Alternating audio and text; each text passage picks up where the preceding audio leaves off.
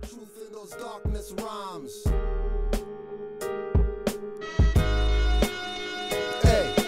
Many times I said it, still gotta say it. I don't spit on mics for radio to play it. Not looking to do shows cause new grows wanna hear rap, anything whack or pseudo. Tight shirt, skinny jeans, artists, nothing baggy. I pass most that rap, I'm the microphone cabbie. Niggas want Scooby snack tracks, I'm not shaggy. Only Moorish and 90s MCs make me happy. Build pyramids like Lodge Pro and Pappy. On the run eating cocoa bread and veggie patties. Thinking about what Taj Bey said about Ali. Fix misconceptions, distorted perceptions. Warped views have minds corkscrewed. Running from the sun but tan beds could force hues. Put a split in the illusion, quick and walk through. Put a split in the illusion, quick and talk through. Open up your mind, your third eye blind. Rappers lack truth in those darkness rhymes. Open up your mind, your third eye blind. Rappers lack truth in those darkness rhymes. Rappers lack truth in those darkness rhymes. Rappers lack truth in those darkness rhymes.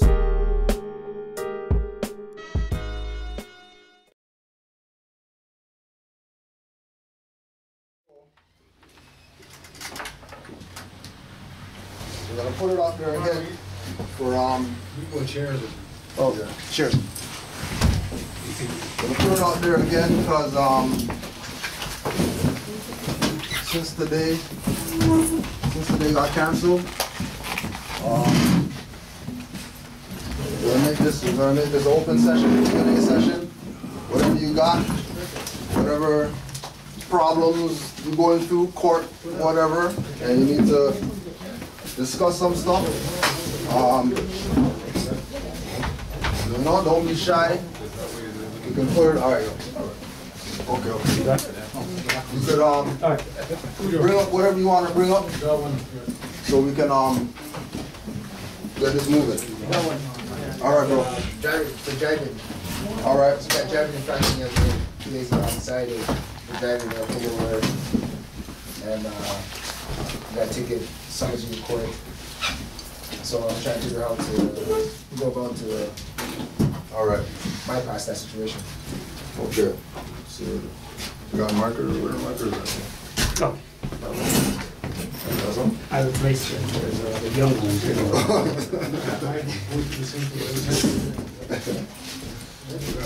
All right. So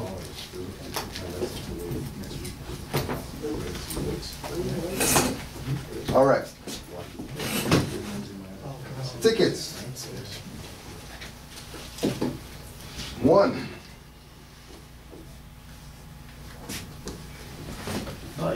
Do not call it a ticket. Right? So what we're not even gonna deal with the remedy. We're not even gonna deal with the remedy of fighting the ticket. Right? Okay. We're not gonna deal with the remedy of fighting the ticket. We're gonna break down so that people could be clear as to what you're getting yourself into when you decide to say you're fighting something. Because they're not playing like how we think, you know, because we find out about, you know, this information, yeah, we're gonna just put this on them and they're gonna be like, oh, this guy knows what's up, and that's not what goes on. They'll kidnap your ass. Right? So if you don't know what you're talking about, you're putting stuff out there, Islam fam. You're putting stuff out there, you think that you know what you're putting out there and whatever, and you don't know, they'll railroad you. Just because you're trying to do something that you don't know, right? So first thing, you don't call these tickets.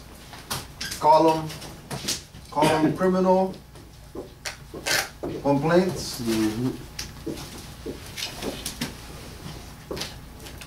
Call them suits. Call them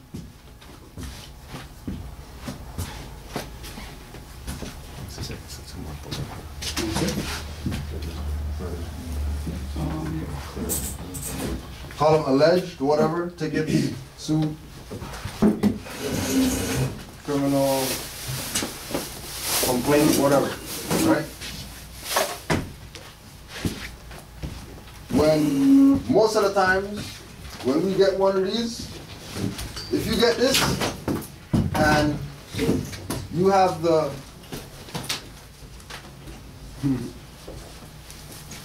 once you get a ticket, and you have the copy, you're already guilty.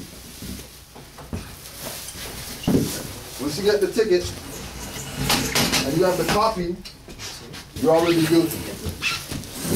Because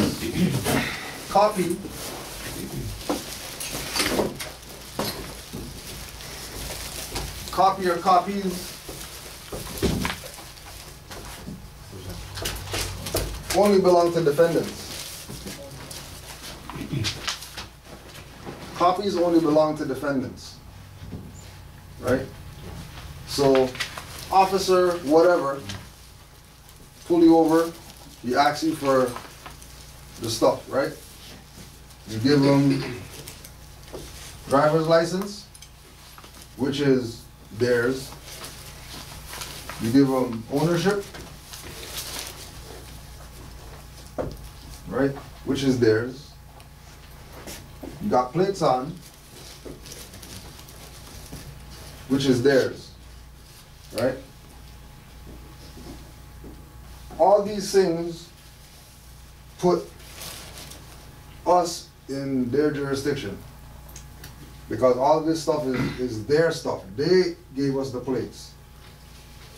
They told us take our personal property and register it with them, right? So we can get these plates right here, and then we use the license to get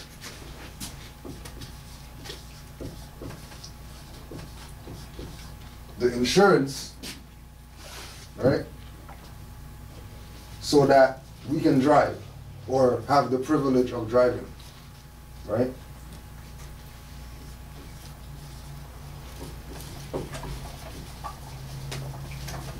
Right?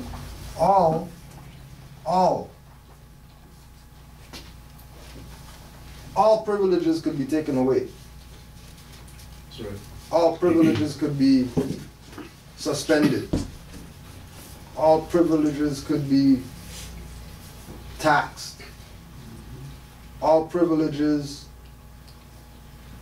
are their jurisdiction because they have to usurp the right that exists in order to create the privilege that they're charging people for, that people will go pay, not knowing that you just getting these things, right, sets you up to get copies, which makes you a defendant before you even go to court. When they tell you that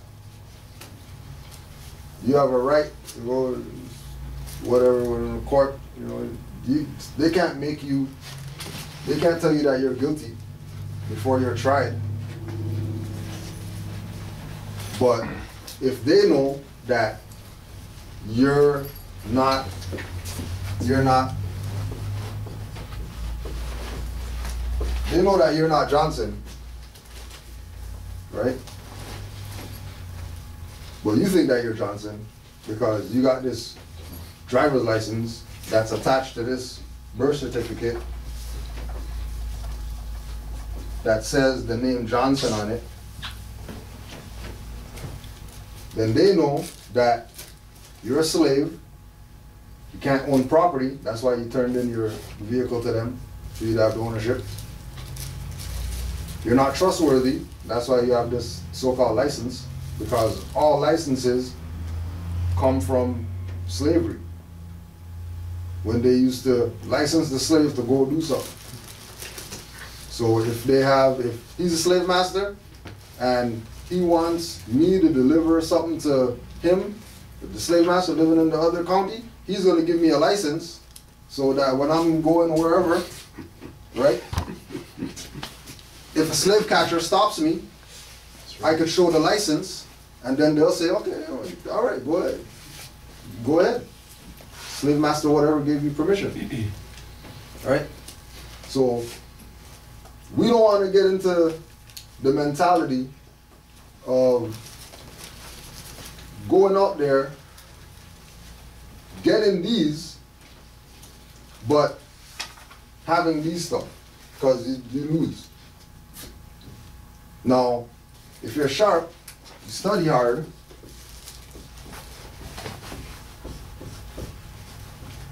because they have you classified as a minority, being that you're the defendant, right? You're in a minor position, right? The plaintiff is in the superior position, and the defendant is in the subordinate position, right? If you study as a defendant or a minority, you could go in there and win. Based on this. Based on accepting the fact that you're a minority, and if you're a minor,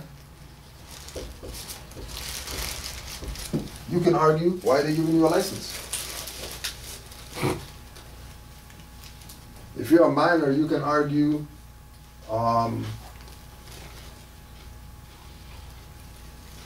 they should be responsible. But minors don't engage in driving and whatever, right? Because the key to the win, the key to getting out of this is not having none of this stuff. That's how you don't get tickets. Or that's how you get tickets that happen to disappear or whatever, and you don't, and they're not around anymore. But once you have these things right here, right? And on top of having these things, you didn't reserve your rights on any of these contracts right here, right? You lose. And the only way that you're gonna get out of this, right, is getting yourself out of this status, right? And fighting that the name on this, the name on this, the name on this, the name on this isn't you. And then you have your own stuff you can pull up, show them that that's not me. So if you guys, whatever you guys want to do to Johnson, you guys go right ahead. Because Johnson has nothing to do with me. But now if you drive the bus for a living, right? You might not want to go that route because, you know, no driver's license, no driving the bus. No driving the bus, no paycheck, family starving. Then you go out the street doing craziness and get arrested, and now you're in a worse situation than if you would have just paid the ticket and just be done with it. Because these things are created for them to get finances.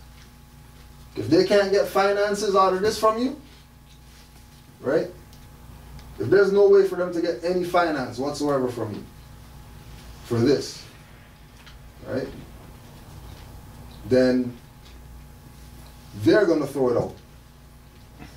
They're going to not want to deal with it. Because the only reason that they did this is to get finance. Only reason. No other reason. Doesn't have anything to do with no Highway Traffic Act and breaking something or whatever. They know that if we can get, you know, we have the list right there, A to Z. We got about 50 people here. And everybody has stuff ranging from pay $100 to pay $5,000. They get half those people to pay. They're going to Cancun, Punta Cana, wherever, summertime, to go chill. On people's fiat that they should be using to go to Cuba and whatever. Right? So, now, I'll just play it. We're going to show you how to deal with it. I'm not going to hang you out like that.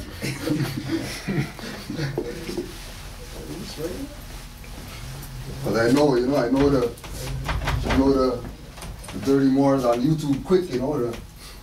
Oh, see, Kudjo doesn't give people information or whatever. We'll lay it all out on you, right?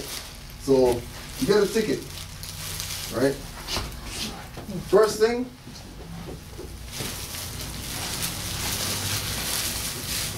have a nationality. Because if you don't have a nationality, nothing you say means anything to those people. As far as your defense, your argument, right? Now, most of the time, you have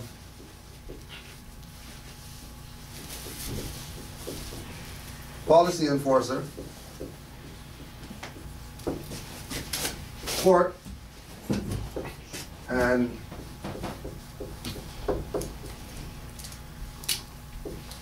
provincial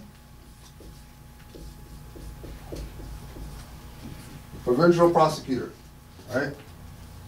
So officer gives you the ticket. The ticket already has the court on there, right? And the court already has a provincial prosecutor who's going to be there on behalf of Regina, right? Which is probably some lady in Europe, right? So, some lady in Europe who has nothing to do with you hired these guys through the court to represent the claim that this officer is making, right? And then this guy will just put judge right here, right? So you have to know that the judge is the officer of the court, and whoever's representing Regina is the officer of the court. Mm-hmm. And policy enforcer is the officer of the court, but he's under contract. And then there's you down here, right? You have to be in a national position to go against these people.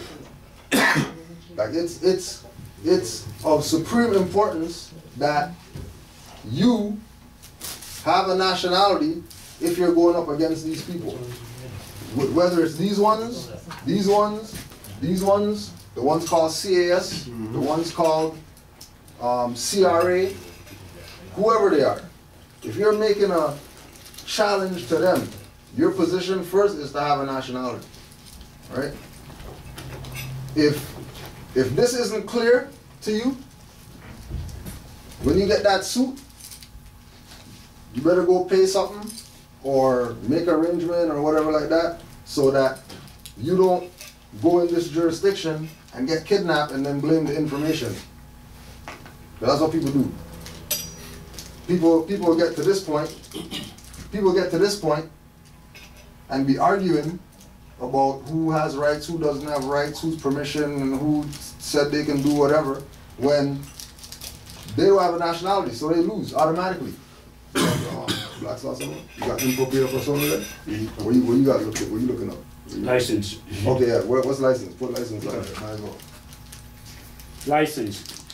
Certificate or the document itself which gives permission. I'm going to go down some. These are just case laws.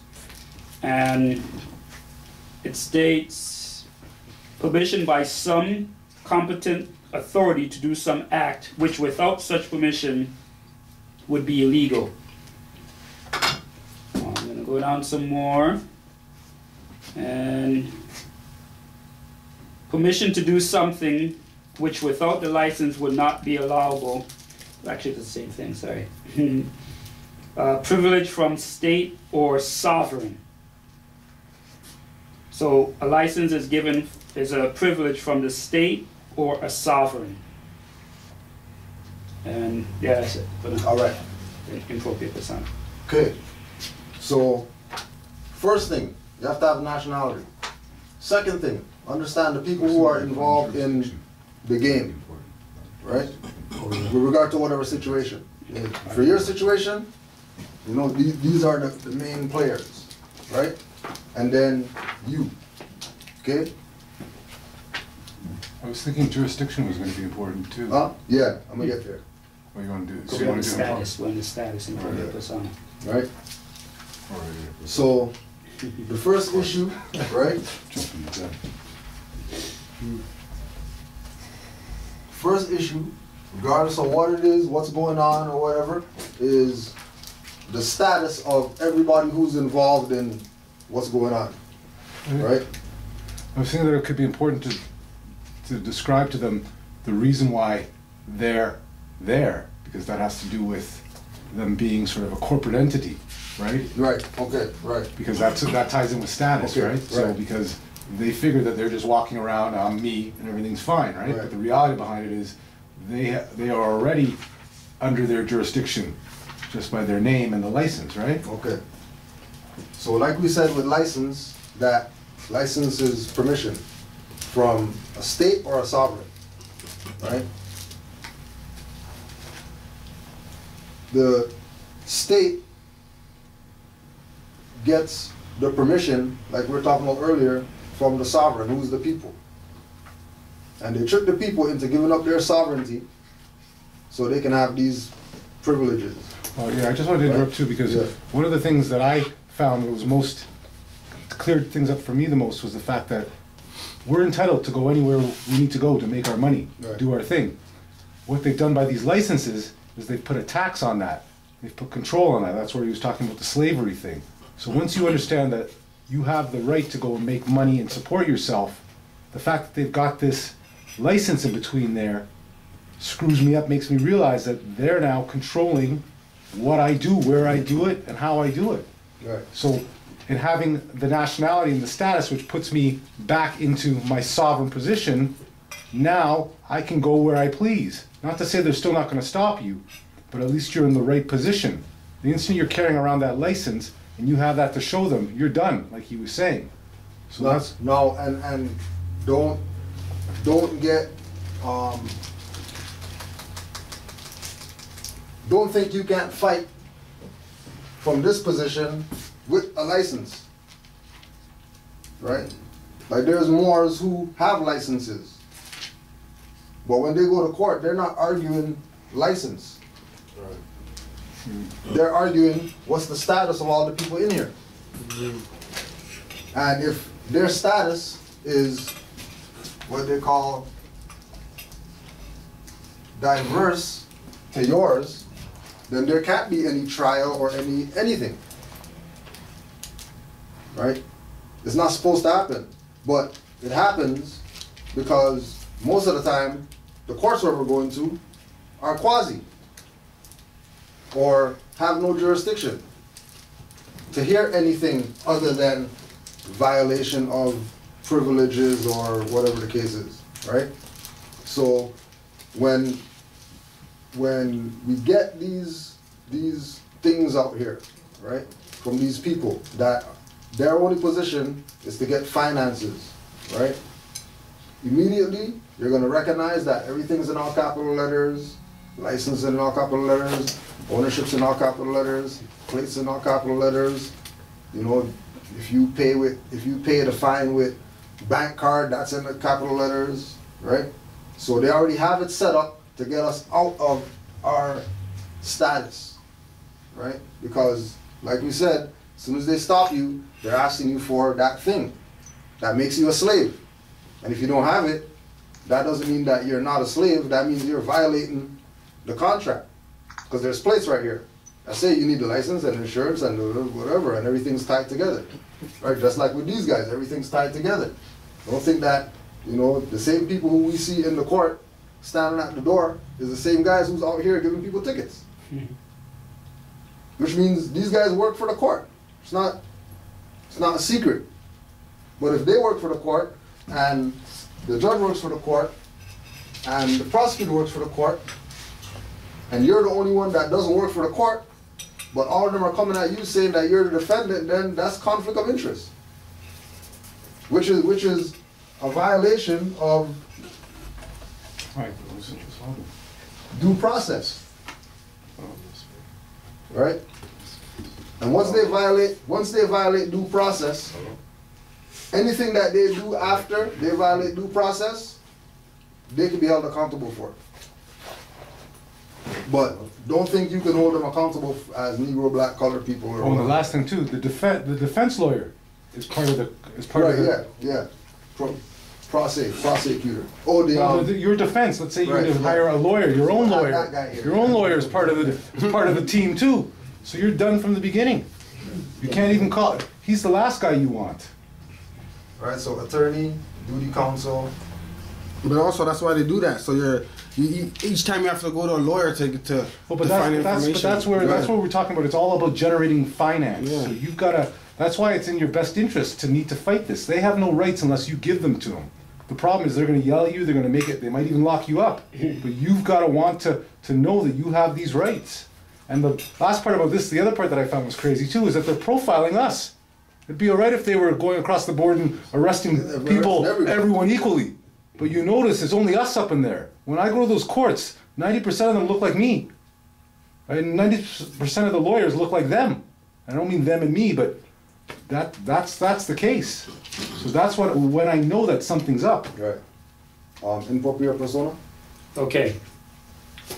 In propria persona, in one's own proper person. It is a rule in pleading that pleads to the jurisdiction of the court must be pled in propria persona. All right, one step right there. All right. So, having a nationality, understanding who the players are, right? So when you go to the court on the day of whatever, right? First thing, now we're talking from perspective of things that have been done, not, somebody didn't do this and we hope this works or whatever, right? There's people in here who've been in court already, right? So, as soon as you go in, okay, what they used to do, when you go in, there's the list right there, you find your name, okay, this is the courtroom, you wait, and then it comes out, yeah, everybody who has a court, come on in or whatever, everybody comes in, sit down, they call up names one by one, right? And then as names get called up, they deal with them. Now, sometimes you don't even get to that stage. Now they're telling people, we'll come out and meet you. So they come out, meet everybody lines up at the thing, and then she talks to everybody, okay, what's your cases? Write down, or whatever, right? What they're doing at that point is getting out of status on the court floor. Because the pattern has been with Moors that when they say, Jeffrey Johnson, their time's up, and Moore stands up and says, oh, sorry for the record, that's not me, my name is, you know what I mean? I sent in my paperwork, I sent in whatever, and that's my position. Okay, well, we need to see so-and-so, is he here, is he not here? And there's this thing going on in the court, while there's people right there watching, and they're sitting there like, okay, well, Is this civil or criminal? Both. Quasi. No, what? Take a traffic court or even criminal? Yeah, that's what he's trying to explain to you. The traffic court, there's no even court. I hear you. There's no two sides. Yeah. They play the middle, called quasi court. Because if they say, they're gonna say criminal charges, right? But then they're gonna give people fines. Yeah, exactly. And then fines are civil, not criminal. So even right there, there's fraud going on, right? So when you get called up, you say whatever you say. They most of the time will just tell the Moor, okay, well, sit down, whatever, wait for a bit, and then they'll go through the whole list of everybody, clear the court, and then bring the Moors up, and then they'll go back and forth for an hour, right, or 5 minutes, or whatever the case is, right? What they do now is they bring people outside the court, get them to admit that they're stateless, right? What's your name? Zona, okay? What's your name? Well, you have a charge of whatever. What do you want to do? plead guilty, plead innocent. You know, if you plead guilty, we'll give you a deal. If you whatever, you know, and they'll try to get it done outside the court, so that when it goes in the court, it's just name called up, right? This is for the people who are watching now, right? This is for the people who are just waiting. They might have a court date over there, you know. So the pattern of the court doesn't shake people up to think something's wrong. Why is this guy standing up? Why is he taking so long just to say his name and whatever's going on, right? So once they get you out of that position, then they could bring you in, and she's just gonna stand at the front, or he's gonna stand at the front, and they just call the names. All right, well, he decided to plead guilty, and they just go through the names. Bam, bam, bam, bam, bam. Court's done by 12 o'clock. These guys get paid all day, but they don't have no cases for the rest of the day, so they just chill for the rest of the day. See, and that's the other part that's insulting to me. These people are paid to take us down. We have to go work somewhere else.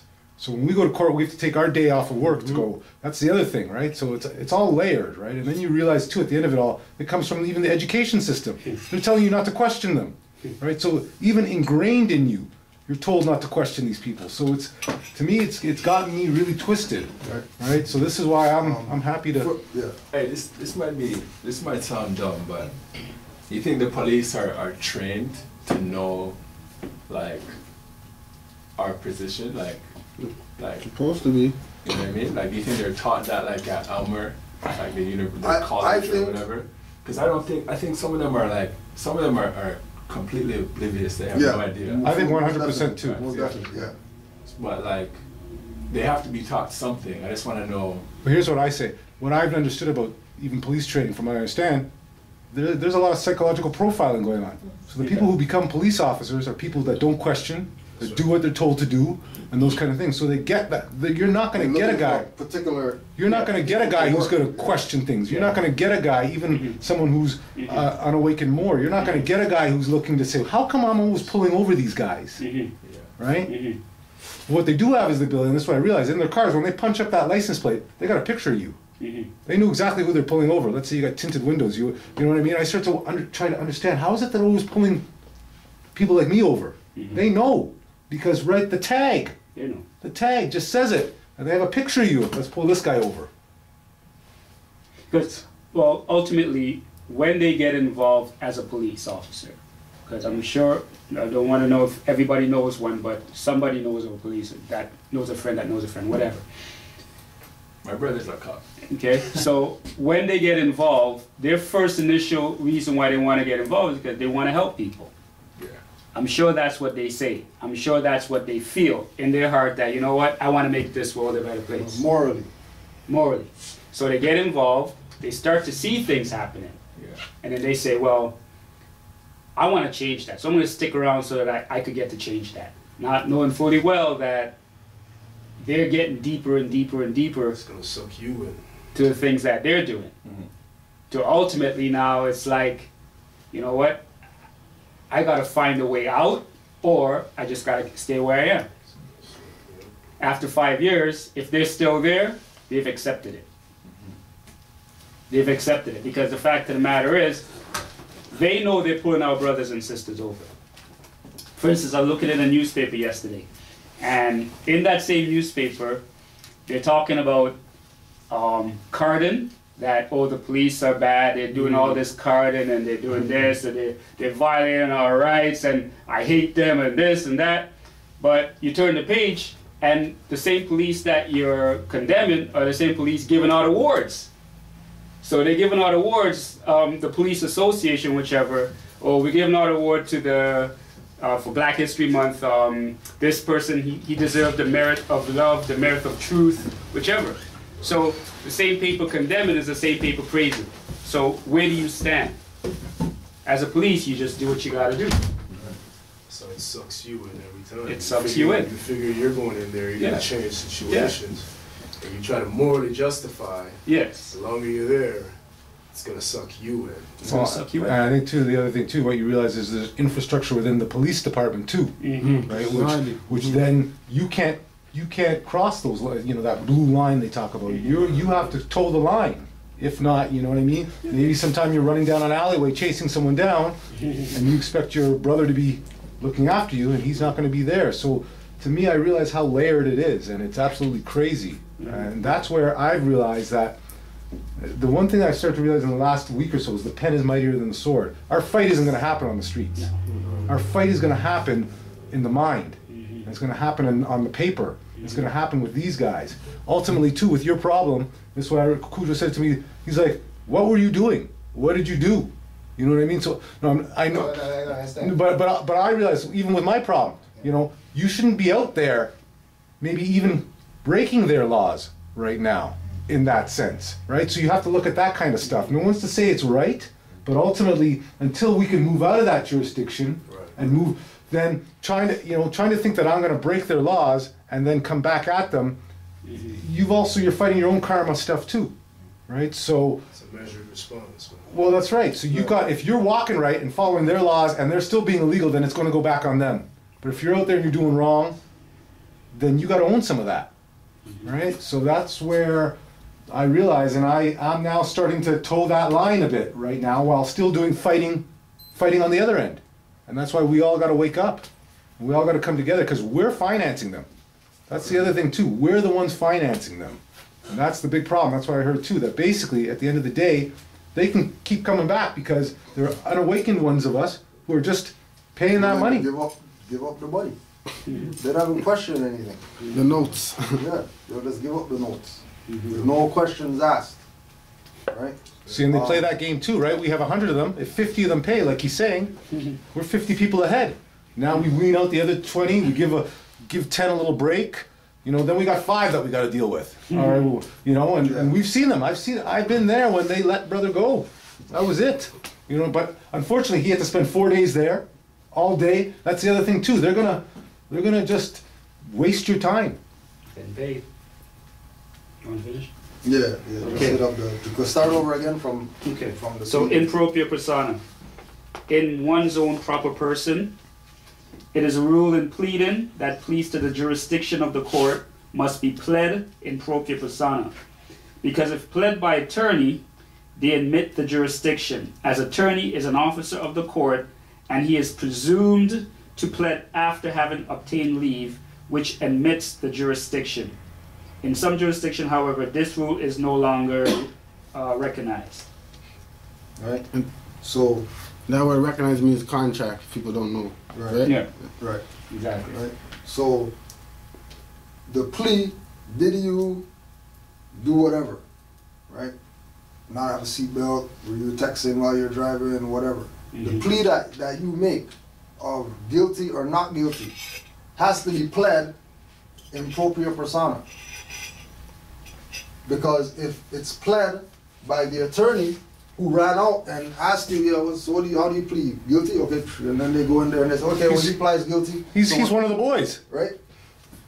That you just admit the jurisdiction. Right? That having a nationality or standing on status or not moving from the status position because of the definition of in propria persona, talking about pleas, and then they're asking you, how do you plead? Your next thing is, well, not how do I plead, or if how do I plead, I'm going to make my plea in propria persona. And then it's up to them now. Are they willing to go with you pleading that way, or do they want you to plead as the name on this birth certificate or license or whatever? A majority of times they want you to plead on the way of the license. So don't think that you're going to ask them. So I read it in propria persona in the law dictionary, and it says that if we're going to plead, it must be done in propria persona. You guys allow that here? They'll throw that under the rug. Because you pleading in propria persona means that they don't have jurisdiction to go further, to talk about anything. Because if you put your status on the record that you're in propria persona, then all these guys have to do it too. And then that's where they get caught up. Right? That's where they kind of get stopped. Because this individual right here, he's not going to put on the record that he's European male that, was hired to do this job, right? everybody in the court, judge, stenographer, they're not going to put their status on the record because they're European, whatever. Even if there's an Asiatic up there, more than likely they have a European name, so they're European, right? Which is diverse to the defendant, so-called defendant, right? Provincial prosecutor, they're not going to put their status on the record because more than likely they're European. So they lose if this is brought up, right? Now, question, Kudjo. yeah. In that kind of situation, is their status as a European, does that really matter? It's like you said, it could be an Asiatic that's sitting up there. The fact being that as long as you recognize your God-given right to be able to travel, whether they're European, Asiatic, whatever, really is not the issue at hand there, right? Right, right.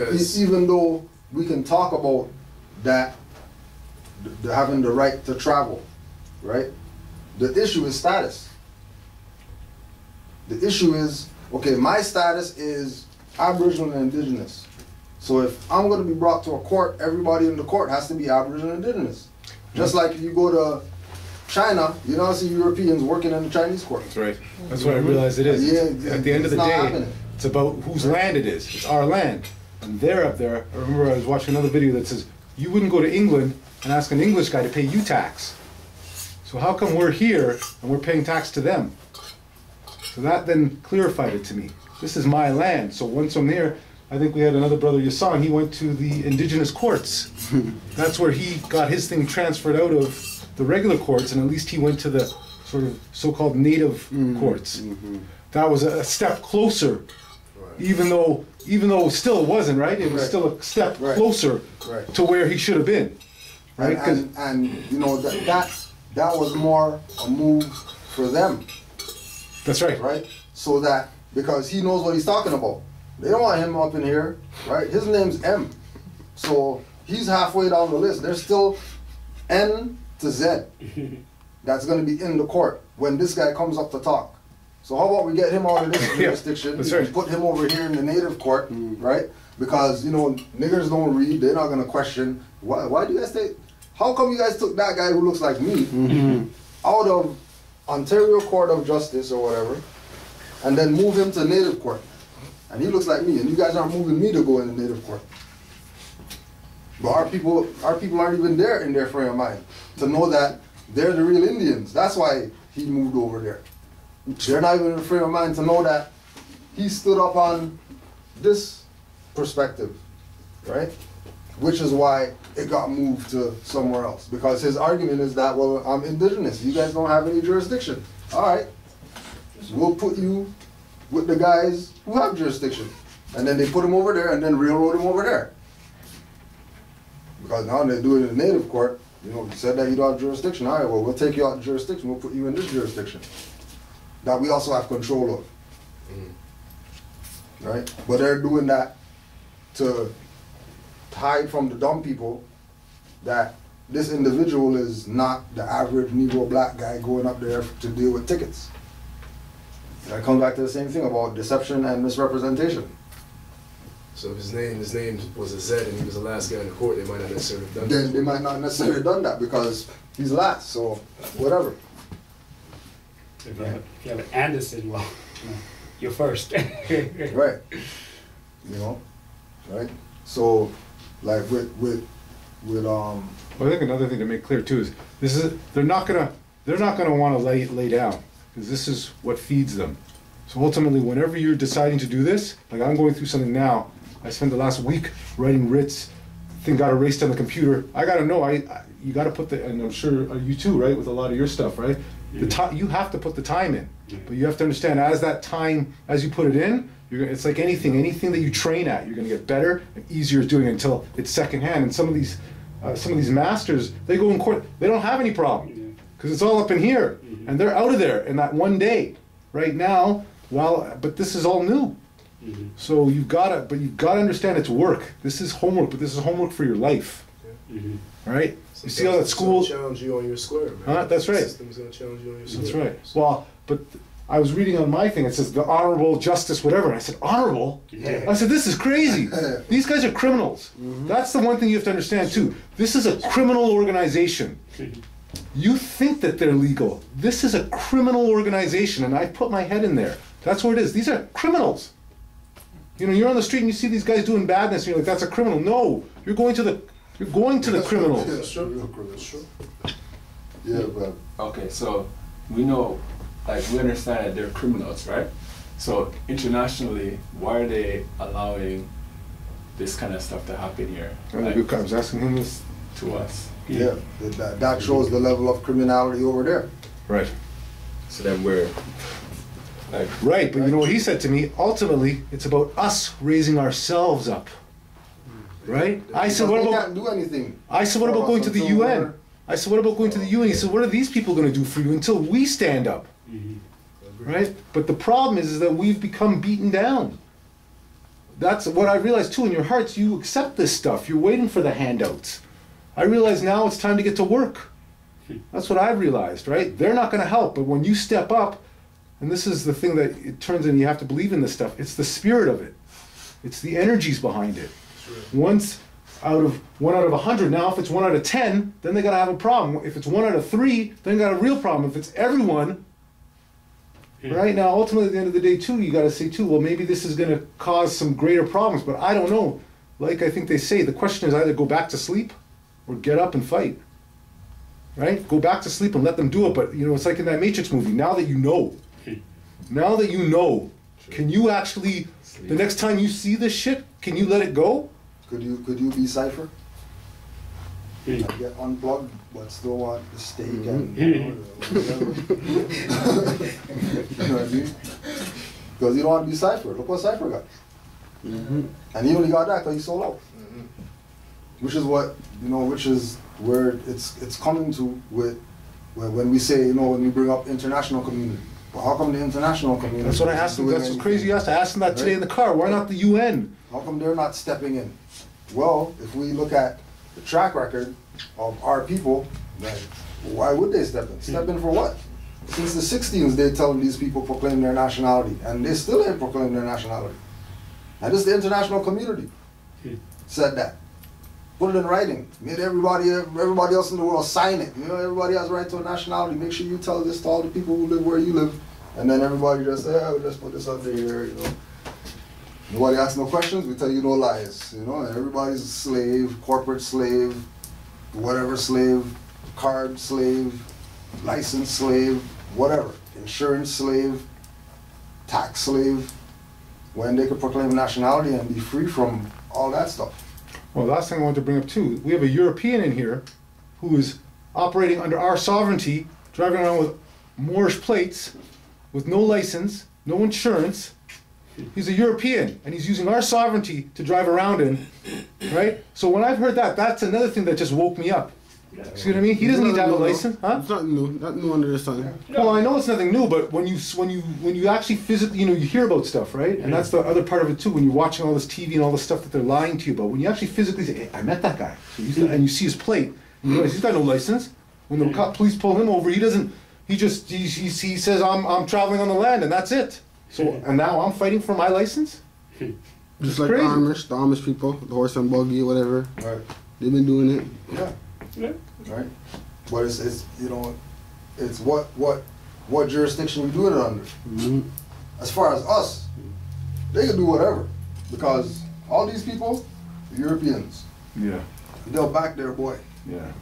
They'll let their boy, you know, put their camera in their face, talk shit on YouTube, put it on YouTube. Oh yeah, this guy talked to the officer and he showed plates or whatever. That's his boy. Let him tape him. You know what I mean?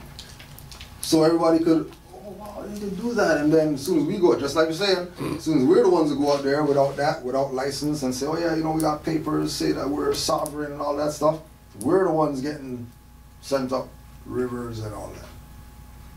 Just because we don't want to deal with this. We want to deal with this information minus Noble Drew Ali, minus that you're not Negro, black, color. We want to take the black mentality and then apply what we're talking about in here to black people. When that ain't happening, they'll get worse than they get if they just stay black, didn't say nothing about sovereignty. Guy gave you a ticket, go, pay, and be out of there. Whether it's $200, $50, 500, 5,000, pay, get out of there, and be done with it. You'll get further that way than avoiding nationality and birthrights, but going on YouTube, hearing about somebody say that, oh yeah, I beat my tickets or whatever like that, and then you're going into this gladiator arena talking about you have rights and sovereignty when you do, they asked you to plea and you pled, not in propria persona, which means that you just admit the jurisdiction, and then they'll do whatever it is that they want. And with this, yeah, they can do whatever it is that they want, but the point is that you put your status up there. You put your status out there. Just like Brother Taj was saying, if you don't claim yourself, then you're Christian property, and they'll designate you as a Negro horse. And they'll get on you and ride you. And you can't say anything. You can't make an argument. You just have to get rode, or whatever. Because the first issue is status. You can't do anything unless status is, you can't get tax exempt without status. You can't right to travel without status. You can't ask a policy enforcer to ask you for ID without status. Brother, can you explain how to get that status? Just like Brother Omar said, starts right here. And then the physical part? The physical part of it is, it could be cards, papers, going to a temple, getting license, getting nationality card, getting paperwork, whatever, right? But having all those things means nothing. Having the physical stuff means nothing if you don't have the mental. Right? It's not gonna match up. You can have papers all you want. People who have papers and they get nowhere with papers and comes back. They go through this process, get railroaded, and then blame the paper. Well, ultimately, what I realized the other problem is, this wouldn't be a problem if we were living with our own people. Yeah. We're under occupation. That too. You've got to understand that we are colonized people. So it's that level that you have to start thinking of. Now, as I said, you can't go out there with a gun and take them all down, but you can take them down with your words and your pen. And your writs, when you put them ahead of you in the courts, they mess them up, because they have to follow those rules on a karmatic level as well, right? Even though they are being totally de facto, ultimately they've still been trained in our stuff before. They've been trained in our stuff back up the ladder. That's what they were trained in. So ultimately it's our stuff. So we've got to be able to come and talk with them on that level. We ain't even on that level. We're even at that level. We want to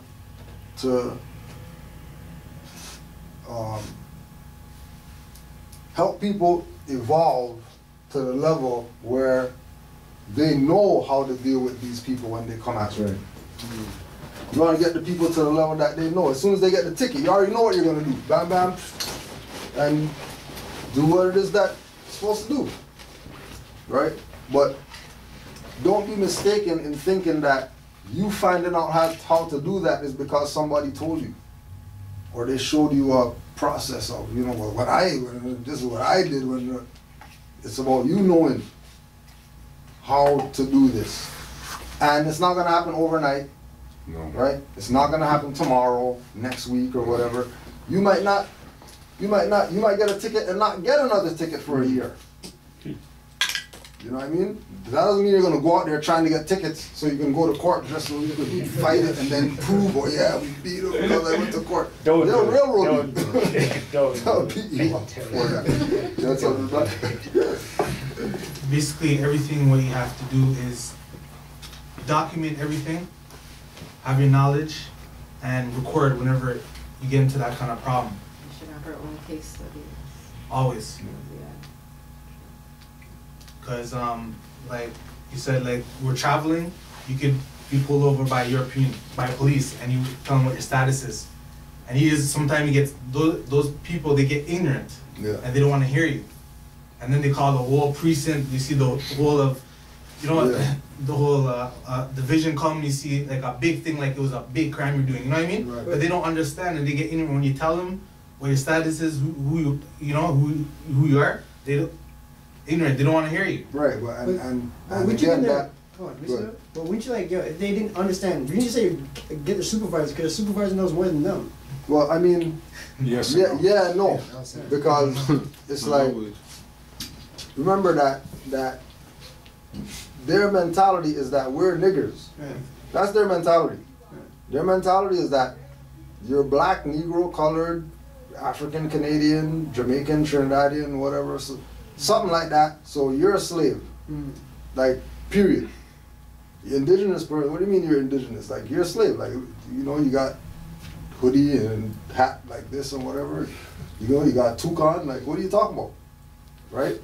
But that's okay, because that's their position. You call the supervisor might be on that mentality too, even though he has the knowledge that, you know, there's something called indigenous rights and, you know, whatever. But we have to look at from 1929 to now, when Moors did nothing with this information. They made people think that Moorish Science Temple and Noble Drew Ali is about praying to Allah and, you know,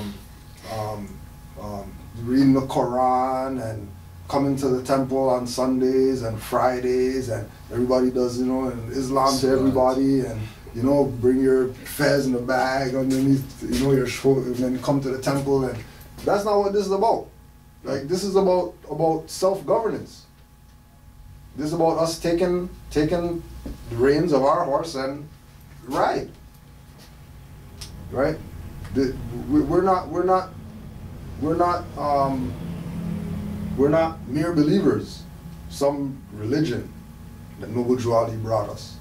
Yeah, he brought us religion, but that's not what this is about. Like, this is about bringing the people back to the mindset of their ancient foremothers and forefathers, so they can be the Aboriginal indigenous people and stop getting colonized by colonizers.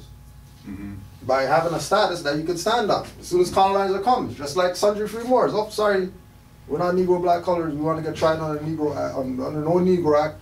We want to get tried like every other citizen around here. And if you're real in what you claim, then they'll back you. Right? Just like Brother Justice. You know, European, put down his card, got taxes off. Like, it's not, he's European. He's definitely not indigenous. But there was something that made them say, oh, all right, you know, put the number in the computer and that's that. They go about their business. So isn't that fraudulent or what? No, well, it's based on knowledge. It's based on, do you know who you are? Right? He might get fought by the European side of his family or whatever and all that, but he knows who he is. You know, he'll tell you, yeah, dark hair or whatever, you know, true romance, because the Moors went up in Europe and they had the harem or whatever, and I'm not blue-eyed blonde hair anymore. Right? Because I'm part of these niggers that came up here and had harems. A majority of people who are quote-unquote European aren't blue-eyed blonde hair anymore, because they got more in them. So if they have knowledge of, well, you know, my status is European, but I'm not in Europe. So if I'm not in Europe, I'm in America, then I mean I have to have allegiance to the people who are the government here. Just like you go to China, you have to have allegiance. You know, look at Rodman. Rodman going over to South Korea because, yo, he knows them. That's my people. You know what I mean? He's not looking at, oh yeah, those guys over there. He's like, yo, that's my brother. I'm gonna go, you know, play some basketball. What's the problem? What's the issue? Well, you know, they do this and they do that. What are you guys talking about? I'm talking basketball right now. What do you mean they got bombs, nuke bombs and stuff? What do I have to do with basketball? Right? And that's the level that he's dealing with him on. But other people aren't seeing that. They're seeing him as, you know, he's going on the other side and all that stuff. But all of that's all some propaganda and bullshit too. Right? I mean, you know that, right? So. Yeah, running the game, you know. So the individual is the one who's going to make the decision on where they go with this, how this goes. And just to step back to the police thing, a lot of the times it's not worth fighting the police because they're the lowest guys. They're the most ignorant ones. If you're on a different level, so you don't want to get into a fight with a bully. You just want to sort of try, if you can. If the smart ones, they're probably not police to begin with, right? So if they are, then you just want to get out of that situation and get it to someone who's got a little bit of a higher intellectual level. So that's another lesson with at least the police. You don't really want to be, because it's all about. That's why they carry the guns. Because if they were real men, they wouldn't need the guns, right? The guns are to prove that they're tougher than you. Right? So you then got to just get out of that situation. That's what you want, I would think, right? By their hiring practices, they're intentionally hiring goons. That's right. Yeah. But that's right. You don't want to deal with those kind of guys. That's right. But you know, again, it comes back to knowledge, because you're gonna have, you know, the odd officers that you deal with that are, you know, overboard, right? When you stand up for certain stuff, right? But, like, I know some people who are officers that when 1 or 2 or 3 or 7 or 5, whatever Moors go to court, like, whole courthouse knows. From top floor to basement, from janitor to highest judge, knows that something's going on today, because those guys with the hats are here today. And, like, I don't know what's going on today, but something's going on today. And they'll be on their P's and Q's all day. This is from people who are inside that we know, that they'll call me, yo, one of your boys came to court today or whatever. Right? How you know that? Oh yeah, court was just, the whole court building was just on all day. Let's just wait, come on, let's just make it to 4 o'clock. You don't know what's gonna happen up in here. You know what I mean? Right? And that's expected, because we haven't done what we're supposed to do. We saw this some religious thing. We didn't see nationality card as your passport, your driver's license, your social insurance card, your tax exempt card, your whatever it is that you need a card for. Like, the nationality card is that. And everybody's supposed to accept it. If we would have followed the program from 1929.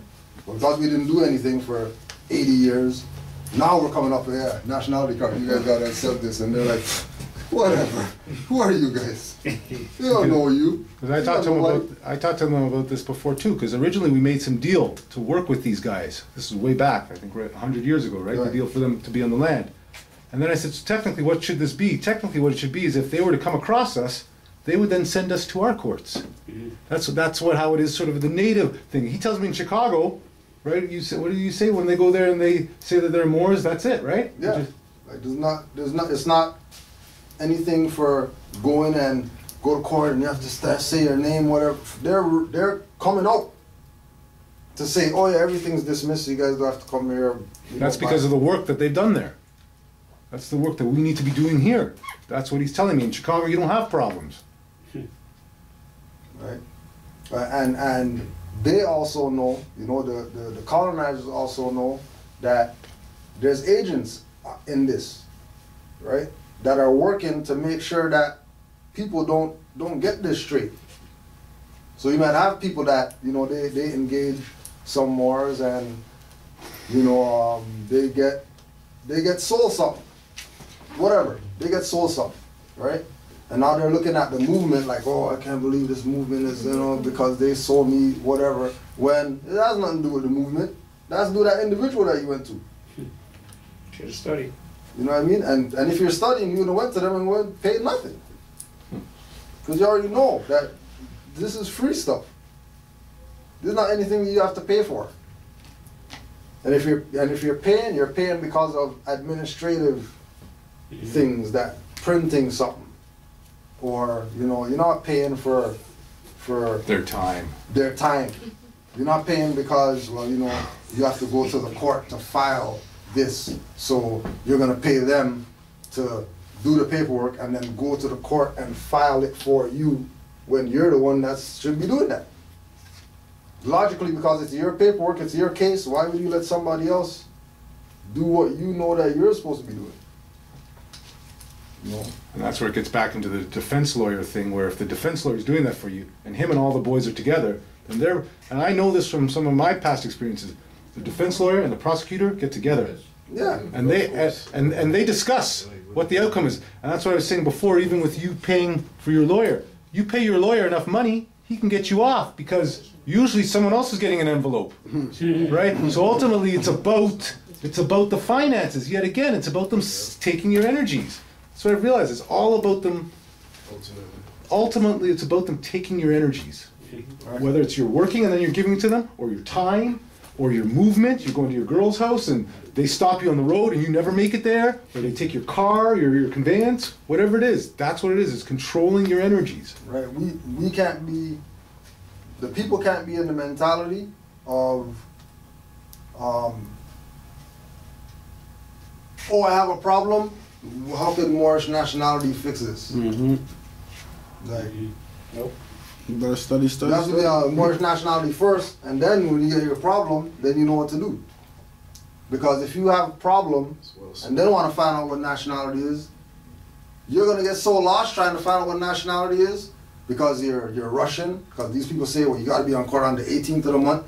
It's, you know, the 9th, you only got 5 days. You know, you saw this Taj video, he's talking about all this stuff, and you're like, yo, what is this? I'm there, I've been there, yeah. Right? What do I do? Where do I start with this thing? Whatever, when, you know, it's not really that serious, right? This brother been to court, I've been to court, you know what I mean? This brother's going to court, right? What do? Here's the writs, here's the whatever, you know, you fill it out like this, put this in there, send this in, and you can do it, but ultimately, too, on your own. But I'll tell you what, ultimately you better be studying, because you're going to be facing these guys, and they've been at their game, but this is new to them, and ultimately they can't make a move. If you stand on your square and you know what you're talking about, they're done. Like we talk about brothers who stood on their square and they get kidnapped or whatever, for example, right? So they get kidnapped, they stand on the square, they get kidnapped, right? And, you know, everybody's talking about all this stuff about, oh yeah, you know, see, we told you guys stuff doesn't work or whatever, right? And then, you know, whether he did 2 weeks, 3 months, 5 months, a year or whatever, he's getting out and he doesn't have no charges after. He'll have to go see no pure parole officer signing in and all that type of stuff. Because they recognize that, all right, well, he's not moving from this Moorish whatever it is. I don't know what it is or whatever, but he's not moving from that. That's his position that he's taken. And we can't get anything from him. So we're gonna keep him here, because if we can't get anything from him and he's in the institution, that means they're not getting any energy from that cell. Right? That battery is a dead battery. Trying to charge it. Trying to charge a dead battery. That's not rechargeable. Right? Eventually you take the battery out, put something in there that works. And more than likely, if he's in there standing on a square, then he's educating, or not educating. He's teaching. Teaching some other people in there. Dulling all the batteries. Right? So all these batteries going dead or whatever.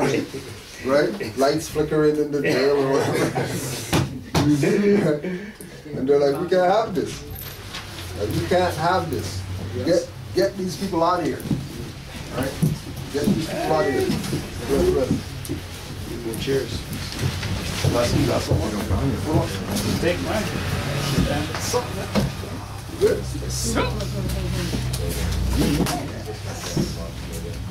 Cheers. I think MR is there one in there? Yeah, but it's the From what I said?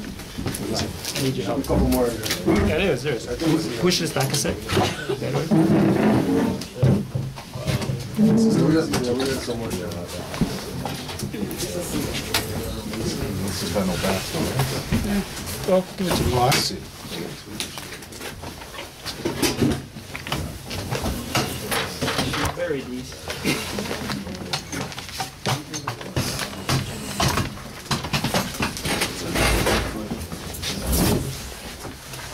Take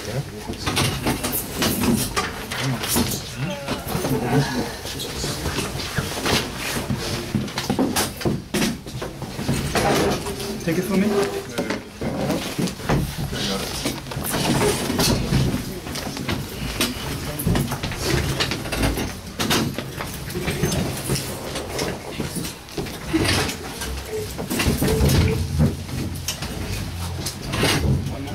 I think, well, yeah, probably one more for you.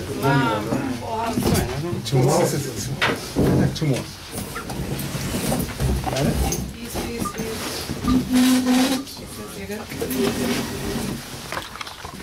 Oh.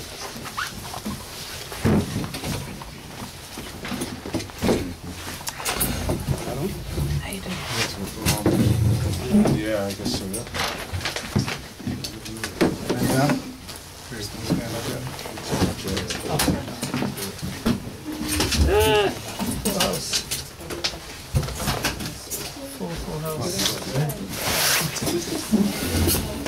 Okay.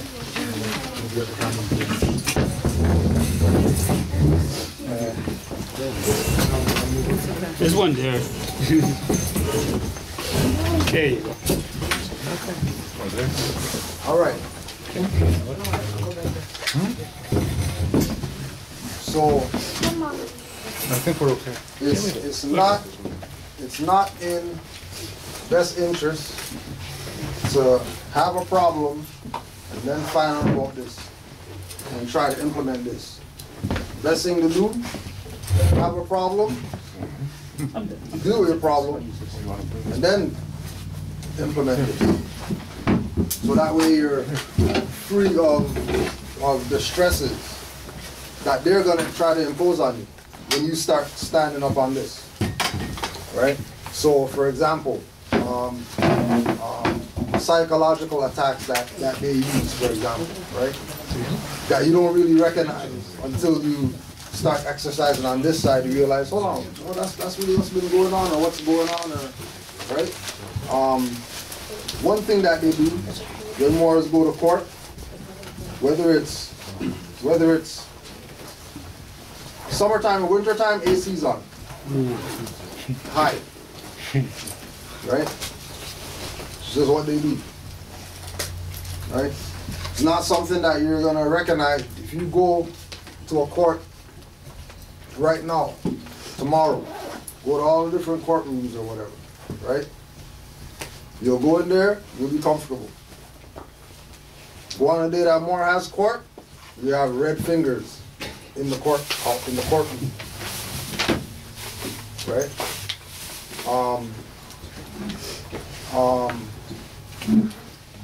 Bailiffs or court officers, you know, them doing intimidation tactics, clicking handcuffs or whatever, you know, always their, you know, holster stance, you know. Usually those people are most quiet in the court, but you'll realize when Moors go, the judge will use them to tell that guy take off his hat, or tell those guys leave, or tell that guy shut up, he can't talk, or, right? Because the idea is to show that people have power in there, to the dumb people, right? Moors already know, like, you go to court, we're the superior sovereign, this is our building, you're dismissing this or whatever. That's the mentality when Moors go to court. We're not going to court on, you know, we're defending and we have to try to put this paper so that hopefully they're gonna do it this way, and whatever they do. We don't care what they do. Do whatever you do. Just know that I put my status on the record for you guys to know that you're not railroading me. You're railroading that artificial entity over there. That has nothing to do with me. If you want to fine him, if you want to kick his ass, whatever. Do whatever you do. I don't care.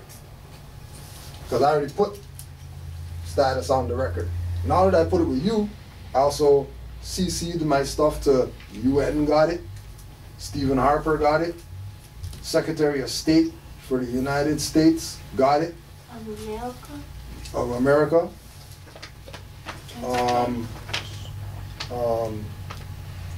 Maybe the Provost Marshal got it.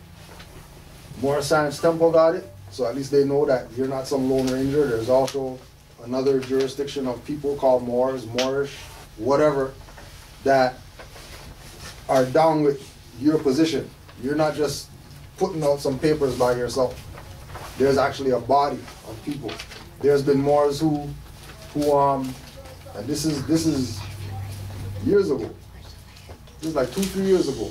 There's Moors who get kidnapped, and they're inside, and they're hearing officers talk about, oh yeah, that's the same card like we got in Scarborough or whatever. Or this guy had the same paperwork that we saw in the paperwork, or we saw this guy online talking about Moors, and he's saying that he's a Moor and things like that, right? So, you know, it's not a statement of, you know, deal with your problem to say that, you know, you can't do this and it's not going to have some effect on your situation, but it's only going to have effect on your situation if you know what you're doing, what you're putting out there, how your position is going to affect this situation that you're dealing with. Because your position is going to affect the situation that you're dealing with, regardless of however you look at it. If you go there from the perspective of in propria persona, there's going to be stuff going on different when you step in there, and you'll notice it, right? There's no, you know, we can't look at coming into this as coming into this to get some wins for some stuff that we're going through, right? You'll be going to court forever, because all they do is just put it ahead of here. You come back in and put it ahead of here. You come back and they put it ahead of here, and they put it ahead of here for 10 years. Just because they don't want you to have precedent over them that they dismiss this or they got rid of it or whatever. They might do it on a low level to deal with some, you know, balancing of the books or whatever. But don't expect too much from those people dealing with this information. That's just the honest truth about it, because they're in possession of your birthright. They've been in possession of your birthright 500-600 years or whatever. They've been calling themselves white people when we're the white people. They've been calling themselves government when we're the government. And then now we find out about it, and we're trying to implement it, and they don't want to hear it. When they're doing the same things, giving licenses and cards that we could be doing. And we're doing some things that they're doing. So there shouldn't be any real disagreement with anything. The disagreement comes is that we're not doing things how they say that stuff should be done.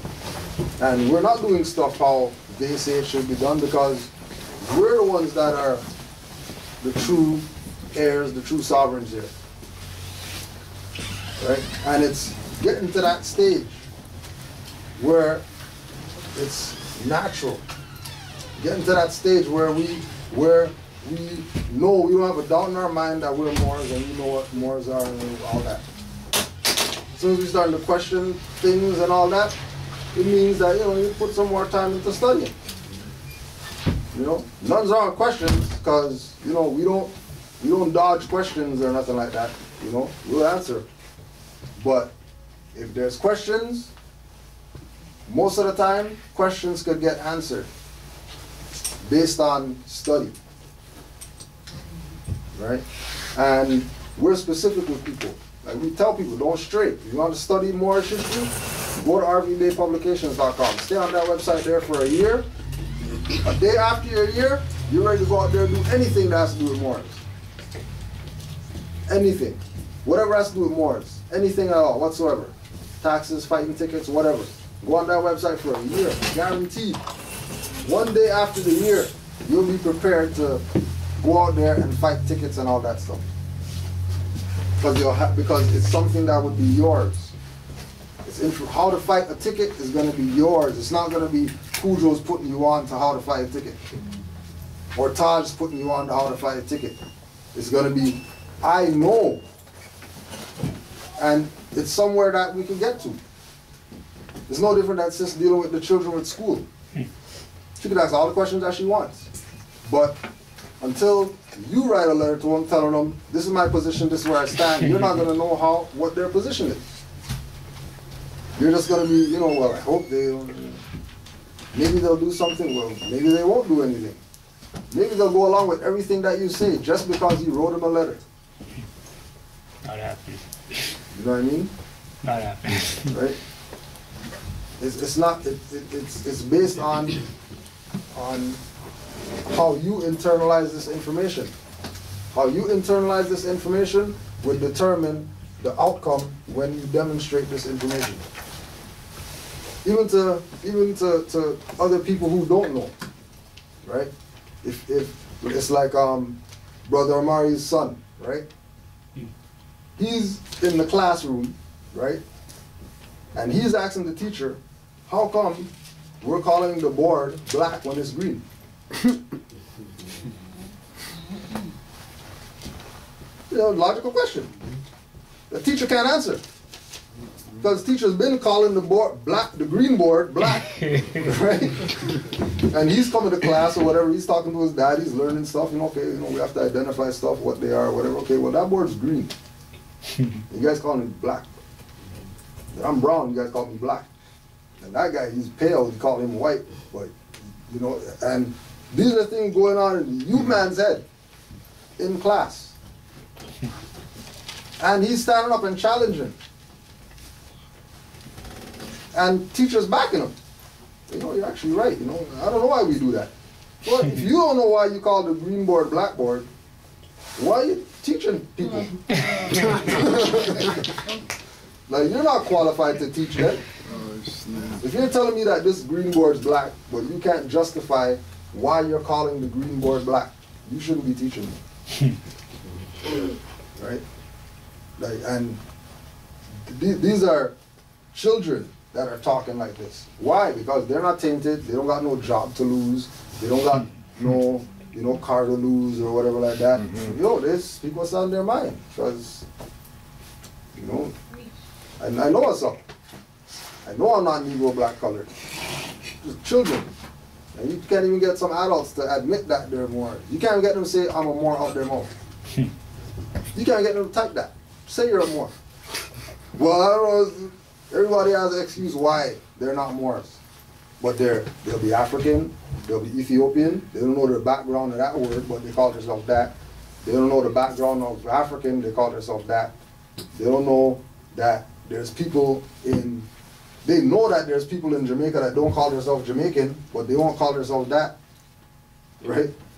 When those people who don't call themselves Jamaican, they have more freedom than people who call themselves Jamaican in Jamaica. And nobody pays attention to those people. You don't pretend that those are crazy people who live in the hills and whatever. But they're free. But they're free. And then these people complain, oh, we want to get independence and all this stuff, and yeah, now we're independent, waving flags that aren't flags and all this. And actually taking that position minus this, as legitimate. Like we said, why do you think that no so-called African nation that we say we came from as slaves stepped up and said, Europe, we want that guy back because they look like people who come from here, they have the same phenotype, so we know that they're from this side when you took them from slavery. Because they got nationalities. And these people saying that they're slaves, they don't have a nationality. They're not saying that they're Ghanaian that got taken from Ghana, or Nigerian that got taken from Nigeria. They're saying, I'm a black slave, I'm an African slave. Putting themselves in that jurisdiction of stateless, or a boat with no flag.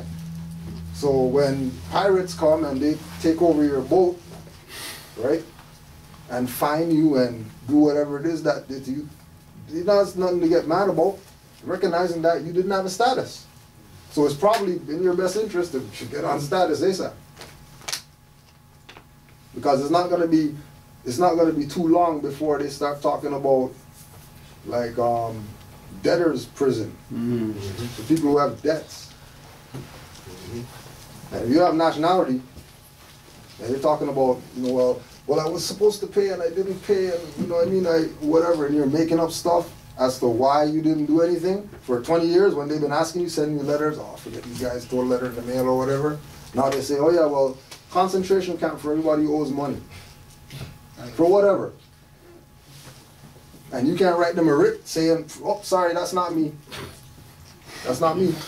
You guys could play whatever game that you want to play, but I have a nationality. Here's a card, here's a copy of it, here's papers, here's whatever it is that I have, that I made out of my own volition. My own, I personally studied to know that you guys don't have no jurisdiction, especially if you're talking debtor's prison, for something that's not even a debt. Right? But again, comes back to knowing. And if we continue to think that somebody could put you onto something, freedom, right? Nobody can't put you onto freedom. Nobody can't make you free. You're free yourself if you really want to be free. And the only way you free yourself is by knowing. Not trying to find out or finding out, you know, when you're running from slave master trying to lynch you, now you want to know about how to stop them from attacking you. It's too late by then. Right? And, you know, like we said, King Alfred plan, where they're talking about vaporizing people.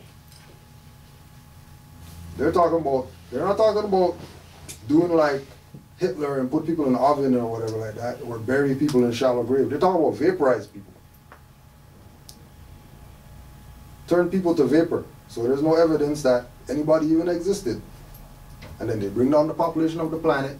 Then the rich people could continue to, you know, they don't have to share their water and share their whatever that they want to share. They can hoard whatever. And they have more now because they just got rid of all these people who don't have nationality.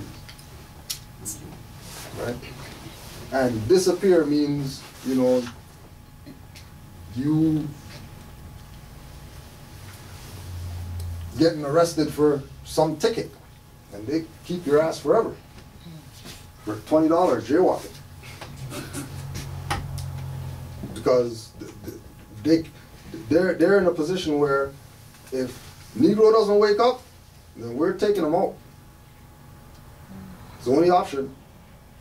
If these people don't stop playing around with this game that their adjectives and their continents, and they're not calling themselves anything of any legitimacy as far as human beings are concerned, they're getting taken out.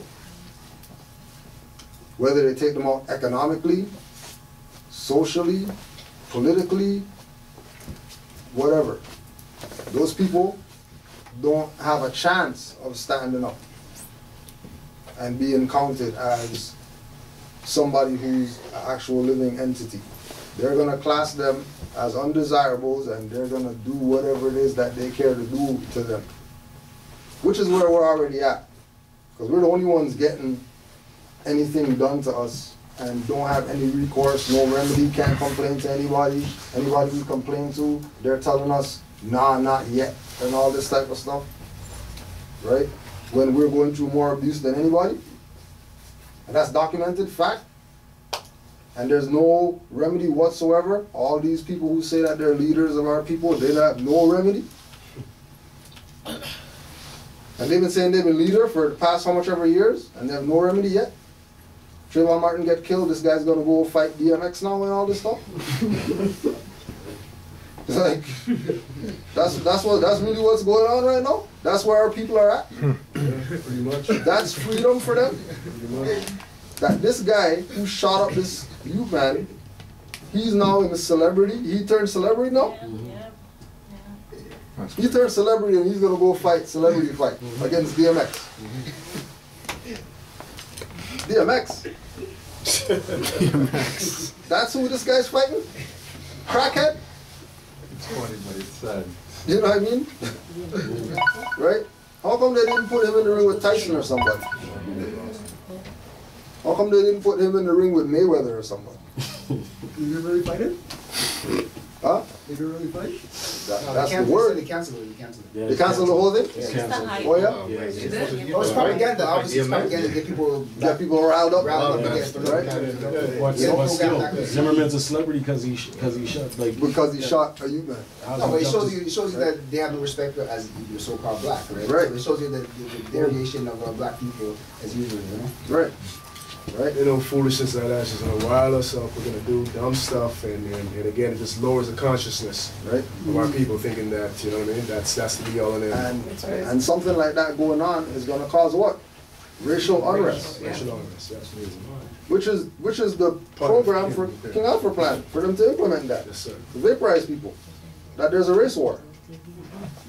And they're just testing it out, you know, just put stuff out there and let's just see if the black guys and the black ladies, girls are gonna get excited about, you know, oh, this is racist. As soon as you start talking like that, it's done. you're cooking. Because they already know that anybody talking about race or whatever and discrimination and prejudice and all that type of stuff, that they don't have a clue about nationality. And you could say free chicken and point over there, and they're gonna run over there for free chicken. And there's a big sign that says vaporization chamber, and everybody's going there. Right? And then there's gonna be a bunch of them that don't make it in there, then they'll complain about that. Oh, look what they did to black people, you know, black people just wanted some chicken and then they vaporized everybody. That's similar to what they did with the Jews, right? They gave them the Star of David. Dawood gave them like it's something for them to wear. And they didn't even know what they're wearing, identifying them. Think that you're wearing or going to get some benefit. When their real motive is get rid of you. Right? How come they're not trying? Like when we check the record, right? You know, they say you know, our people are a threat, you know, based on the knowledge that they have or whatever like that. You know, and they killed Malcolm and they killed Malcolm's grandson, and you know, they doing all this thing to conscious people. How come nobody ever tried to kill Alim Bey? How come they ever try to kill Taj or somebody? Why are they always killing these stateless people? How come they always, entertainers always, you know, needle in their arm? You have 50 entertainers die with needle in their arm. That, you know, like, that's assassination. That's setup. And all these people dying from drug overdoses. Just like that. No way. They're getting certain people out of the way. People who talk enough. People who have an ability to inspire people to change. Get them out the way. Especially if you're talking about they're going to inspire some 50 million people. Better get them out the way. And then they just add more agents to come in and sing, dance, you know what I mean, and whatever, and they do whatever, and everybody get, yeah, that's the guy, you know, they got, you know, Kendrick Lamar as, you know, the quote unquote, you know, new conscious whatever. But he's going to all boys parties with J. Cole. Well, you guys going to all boys parties. You're supposed to be conscious rapper or whatever. You have J Electronica, oh yeah, conscious, he has fezzes on and all that stuff. But he's trying to get with Rothschild's daughters and stuff like that. He has a Rothschild daughter as a girlfriend. Rothschilds are the same people who's enslaving all these people. But they're not paying no attention to that. You know, he has to know something, oh, listen to his lyrics or whatever. Yeah, but he has Rothschild's girlfriend. Like, who's funding him? Yeah, you can say whatever. Who's funding them? Right? But he's going to call his album Magna Carta. Magna Carta is the document that they use to take all these people's birthright that are complaining about racism. And then they're going to support him. Go to his concert and all this stuff. When he's supporting the same people who's enslaving you on a daily basis. And they're backing that. And don't think that you're not going to get anything as far as, you know, compensation in the negative. You know? Because if they tell you that you're black and then you go with it, or they tell you that you're sovereign and you go with it, and you get damaged, that's not going on the person who told you. That's going on the idiot that chose to follow that stupid information because they didn't study. Which, and that's the bottom line. If you don't study, you're not gonna know. If you don't know and you go do something, then that means you're doing that premature. And we already know preemies got problems when they're born because they're not fully developed yet. You gotta be extra gentle with a preemie. Same thing with information. You have premature activity, you'll get something that you don't want to get. So, just like Noble Drew Ali said, got a slave name, you got a name that you were doing stuff in, and then you found out about this information, let that old name stay what it is. Don't be going back to go change stuff back there. Just do stuff going forward in this new perspective that you have. So if everything's staying how it is, that means things going forward are based on new contracts. Not you going back to fix the old contract that you've been in for the past 12 years. You're not gonna get taxed under a name, card, or whatever, right? Find out about this information and then go back to the people who are taxing that and tell them, change that to the name that's not taxable. You crazy person. Who's gonna do that? They've been taxing you for years. Who's gonna just, oh you're a Mormon?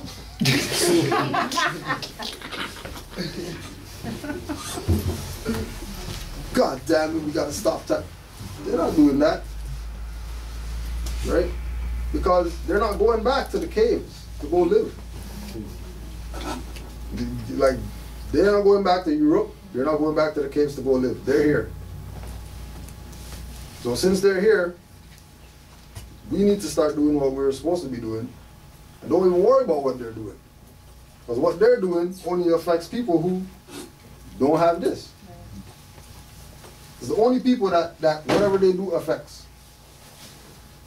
People who don't have nationality. People who don't understand nationality and birthrights. Right? People who, Brother Mari is going to come out and show people, yeah, here's the receipt. Use a nationality card, and got tax off, native status, and all that. Sister Melissa's been right? On a rampage with that. Right? Hey. And it's just, okay. Yeah. So what, you guys complaining about taxes and stuff? Yeah. Okay, well, if you use a nationality card, get taxes off. Just whatever you bought. Okay. All right, well, hook me up with one of those. I'm going to start not paying no taxes around here. Yeah. So it's all about implementing things that are worth implementing, right? Not gonna do like Black Panthers, put out 10,000 bond. Yeah, somebody killed Zimmerman or whatever, and then not stand up, not uphold that. We gonna put out a bond out there, but somebody should get whatever, and then all of a sudden you guys aren't talking about that no more, and then this guy is a celebrity on a box speaking. Bounty should have went up from Black Panthers from 10,000 to 80,000 or whatever. You know what I mean? But right, the position that majority of these people have, the position that they have is that they know something. Right? The position that they have is that they're conscious. The position that they have is that you know, they know their self. And you ask them what's their nationality, or nationality doesn't apply to me, or whatever, I'm a universal being and all this stuff. I mean, nationality doesn't apply to you. You have a physical body in front of me. If we're so galactic, universal, then, you know, disappear. Then don't worry about no tickets or nothing like that. Just click your heels twice, go back to wherever you came from. if that's the case, if we're the most metaphysical, Bobby having to do, libations and ashe, and all the ancestors and all that, It's a good video, man. right? Actually. You know? I used to watch the video all the time. Yeah. Yeah. That's powerful. But you don't have no nationality. Who you calling on? Who you calling? The You're not calling nobody if you have no nationality. You can't even invoke that power of so let it be, Ashe, if you don't have nationality. That's why, like we were saying earlier, all these people who practice occult, voodoo, whatever, they got nationality. They're not stateless people. So they can connect with their ancestors. They can say, Yemeya, Obatala, Ogun, Shango, and something happened. Because they got a nationality. They're Ghanaian, Nigerian, whatever. They're not calling themselves West African and, jurisdictions. They're not calling themselves geographical locations. They're calling themselves an actual name of a landmass. And if there's some ancestors of that landmass, I'm pretty sure they know that name when it's uttered, whether it's in thought or whether it's in words. Another thing I was looking at recently, I heard about when you claim nationality, don't you have to claim land also? Being a nationality? You got nationality in the law dictionary? Oh, pass it there, Marissa. Oh. Right, so when you claim nationality, don't you have to claim land, right? Yeah.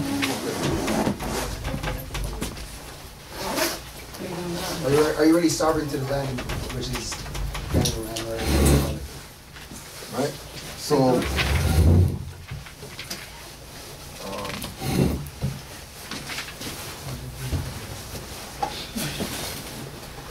Nationality? yeah. Nationality. That quality or character which arises from the fact of a person's belonging to a nation or state. Nationality determines the political status of the individual, especially with reference to allegiance. While domicile determines his civil status, nationality arises either by birth or by naturalization. According to Savigny, nationality is also used as opposed to territoriality for the purpose of distinguishing the case of a nation having no national territory.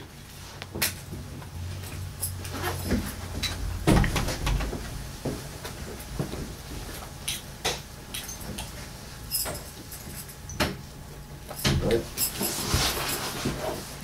Noble Juali said that we're Moorish American because we're descendants of Moroccans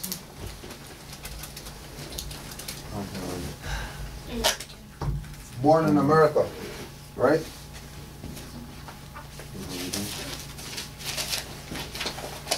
So we're Moroccans, right? Which comes from a land, which is a land claim, Moroccan, right? And American, which is a land claim, right? Nationality deals with the nation, or someone being connected to a nation or state. It has to do with status. You want to hit status there for me? Status again? Oh, we It has to don't. do with status, birth or naturalization, right?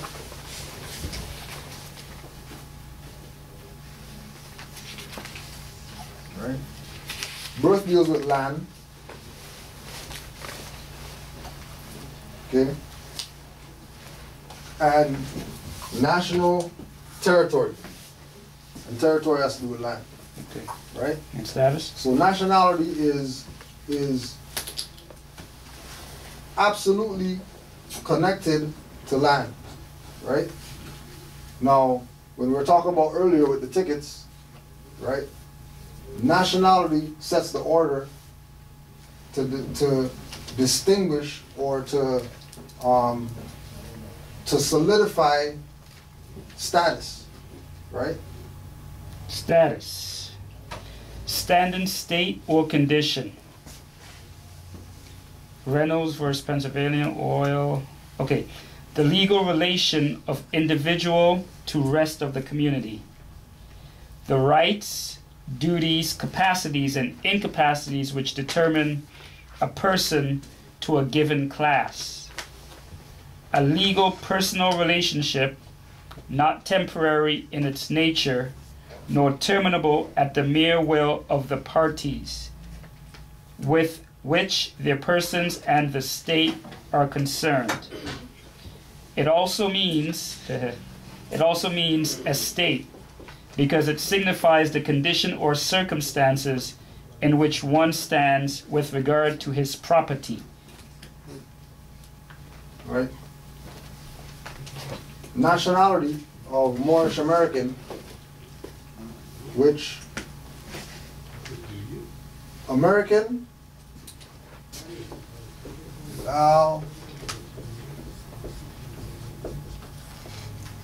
American is a corruption of Al-Moroccan.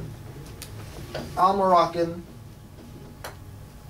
Moorish Al-Moroccans have a status, and that status connects them to their estate, right? Noble Drew Ali came and he put out his Holy Quran, and in chapter 47 he talks about the estate or jurisdiction of the Moroccan Empire, right? You got any Quran up there? Shoot. No, we're out. Yeah, we're out. Right? So, Noble Drew Ali said that the jurisdiction of the Moors extends from Africa across the Great Atlantis to North, South, Central America and the adjoining islands. Right? So that's the landmass jurisdiction that is under the custodialship of the Moors. So anything in that jurisdiction, we have the right to do whatever it is that we want to do once we're not harming anybody, violating anybody else's rights. Right? And Canada falls in the jurisdiction of the Al-Moroccan or the Moroccan Empire. Circle 7, 47. Right? Circle 7? Yeah. Okay. So you by proclaiming your nationality, you automatically tie yourself to the land. It just depends on, how, it just depends on what your claim is. So they can say American there, but if they put black right here, right? Black Americans, yeah, they're tied to the Americas, right? But this doesn't lead to anywhere. Whereas if somebody says Italian American, right? They're tied by that, and they came to this place, right? It just says Chinese, right? Chinese American. They have a somewhere that they can go back to, but they're tied to here because they're here, right? You won't see, yellow Americans, but you'll see black Americans. You won't see brown Americans, Black America. but you'll see black Americans, right? Official federal status. The status, yeah. Right? And we have to be, we have to peep game. That's right. We recognize what they're doing. to get us out of the status. Because majority of the times, we get out of the status because we consent. We agree to be taken away from the land. Because we make statements like,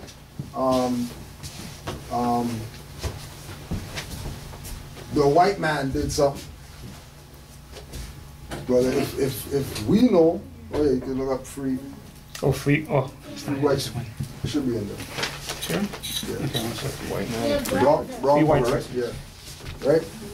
They're saying that they say, or we say white America. Right? We say white America. They know that there's nothing called that. Right?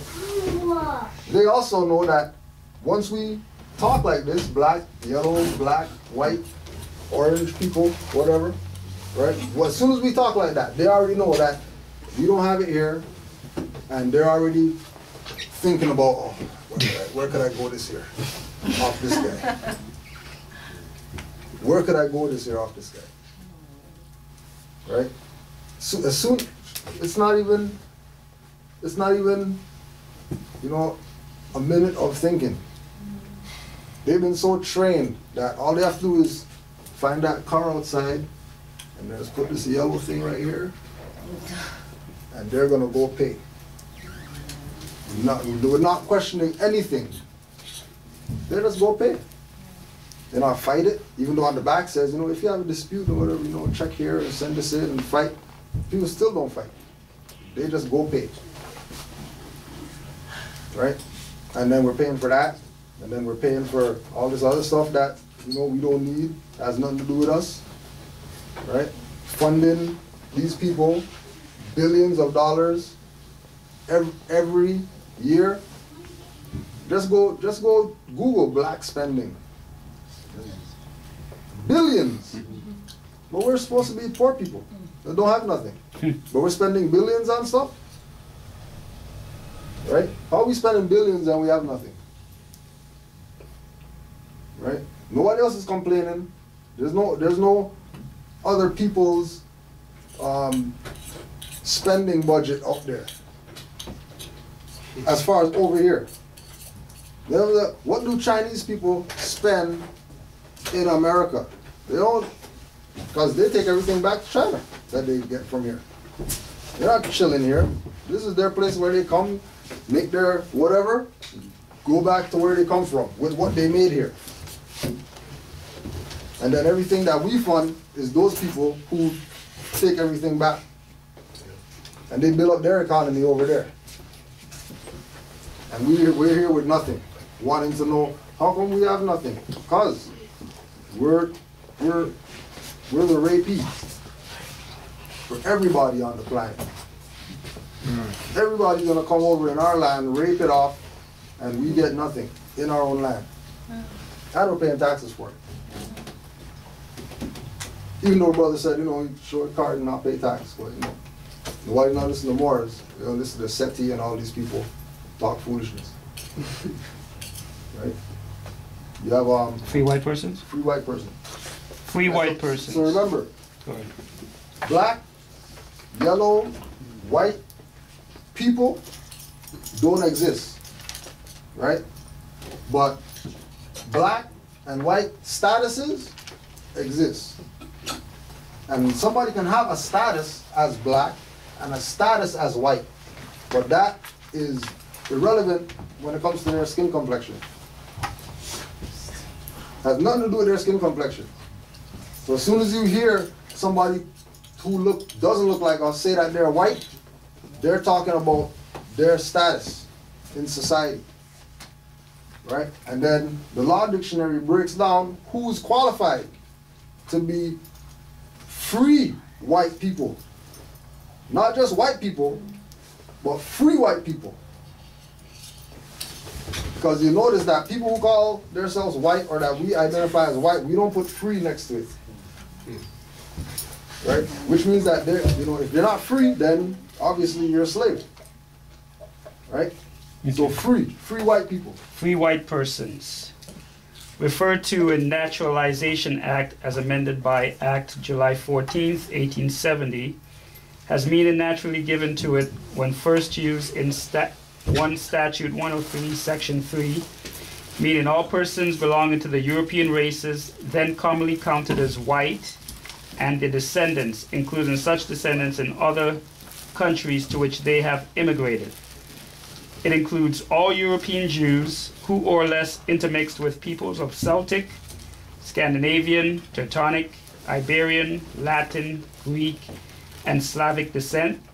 It includes Magyars, Lapps, and Finns, and the Baskars and Albanians. It includes the mixed Latin, Celtic, Iberian, and Moorish inhabitants of Spain and Portugal, the mixed Greek, Latin, Phoenician, and North African inhabitants of Sicily, and the mixed Slav and Tatar inhabitants of South Russia. It does not mean Caucasian race, Aryan race, or Indo-European races, nor the mixed Indo-European, Dravidian, Semitic, and Mongolian peoples who inhabited Persia, Assyrian of Asiatic birth and descent will not be entitled to become a naturalized citizen of the United States as being a free white person. Ex parte Shahid. Okay, that's it. Right? Go ahead. So free white person does not mean Caucasian race, Aryan race, or Indo-European race, nor the mixed Indo-European, Dravidian, Semitic, and Mongolian peoples who inhabited Persia. right? So the funny thing, you can almost intimate from that then, that all those lots of people that they called out before, they're accepting from the Caucasian. Because people always almost like think of, you know, the Magyars and, you know what I mean, these people are all Eastern Europeans and so on and so forth, that they're inferencing are not of Caucasian stuff. Not. Right. Very interesting. Because Intermixed. they're intermixed. Right. And there's only two nations on the planet. There's the Europeans and Asiatics. And we can't mix with each other. Right? And we're not mixing when we get together. If the European comes in, then that's the mixing. And if there's only two,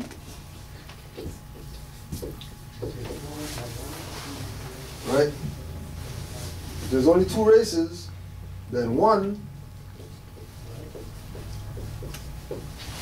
is superior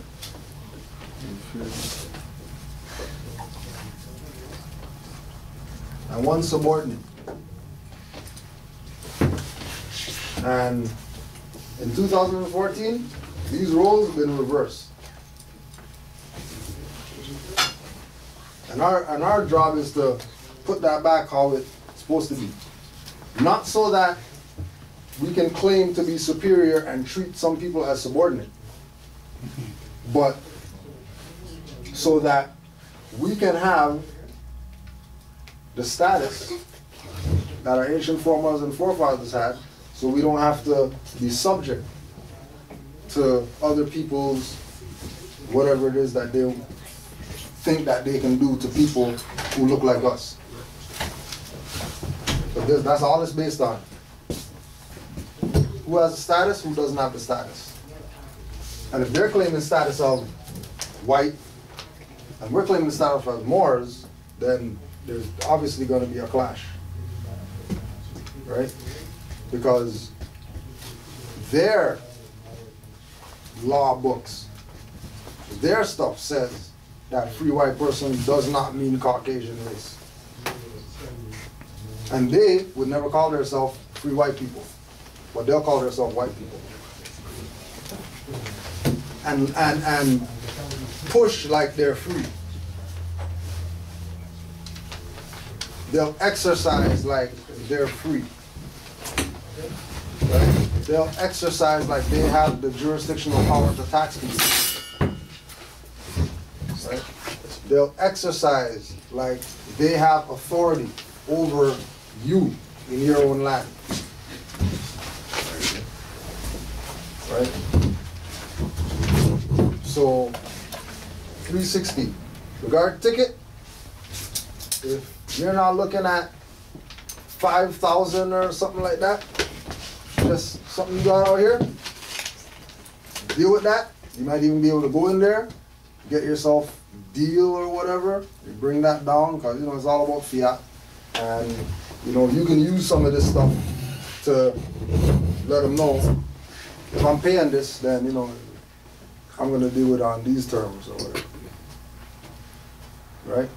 And then get that out the way, and then get on this, and then take this to the level where you can learn how to implement this into that activity.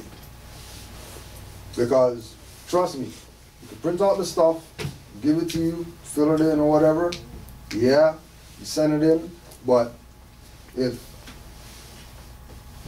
you're claiming you're a Moroccan, and he asks you a question, you know, what color fezzes that you got on? You're talking about, yeah, you know, it's red and whatever. You just gave him jurisdiction. Like, that's how easy it is that they could get jurisdiction. And then we're thinking that they just, you know, just a question. It has nothing to do with nothing. He just wants to know color of fez. You know, fez is red. All right. Now you're in the jurisdictions. You still have your status. How was that? How so?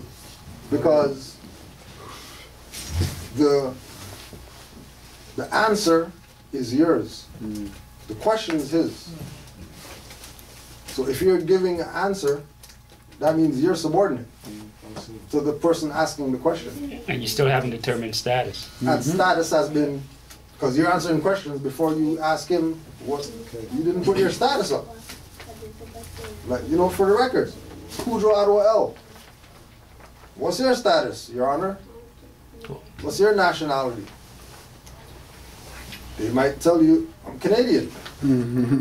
Objection. I have no nationality. Private corporation, the Europeans, Canada's owned by the United States or whatever. That's come with the real nationality. Is your name Schwarzkopf or something? Isn't that German? Why are you lying on the, this is the bench? How come you're lying on the bench and all this stuff? Right? What's the purpose of them not saying their nationality into the record? Because if they say their nationality, more likely it's European. And if you're saying that you're more and they're saying that they're European, then they don't have any jurisdiction. But they assume jurisdiction by asking you questions that have nothing to do with anything, but if you answer, would give them jurisdiction over you. Well, wouldn't that be like sorcery or something? That's bringing about sorcery, right? Yeah. Where certain words are used and right. that they use against you. Yeah. Right? Yeah. Just like what we had earlier, defendant. Right? That they're gonna give you the ticket already says defendant on it. Right? And now you have this suit, you have this instrument that says defendant.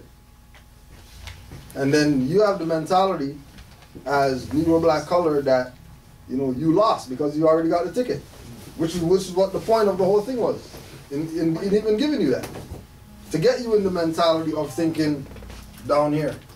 Oh, I'm defending, oh my God. I gotta pay and then you start doing the walk like this when it's when it's time for court. Purple walk. The purple walk. Right? You got a question? Yeah. Sure. Yeah. When me and Tristan and Miguel were in the cab, it's an African boy in the cab. We asked him if he knows is that from before this was Africa. And he said yeah. You knew, right? He's Africa, he comes from Africa. You knew where he came from, right? No, you didn't question, you didn't stutter. He said yeah. All right. Even Tristan asked. We asked him again, and he said yeah. right? They asked him two times.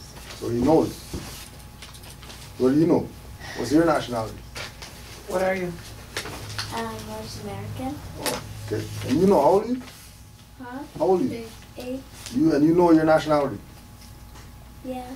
That's good. You got something back I think there? he has one here. Pops had something first. No, I forgot, yeah. What was that? All right. I forgot. Is Brampton,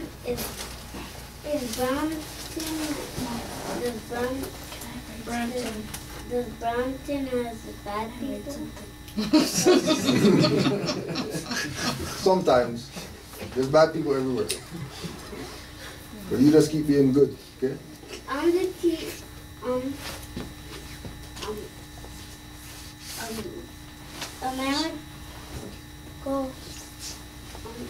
America's the whole world. Asia's the whole world. So you can say America's the whole world, don't worry.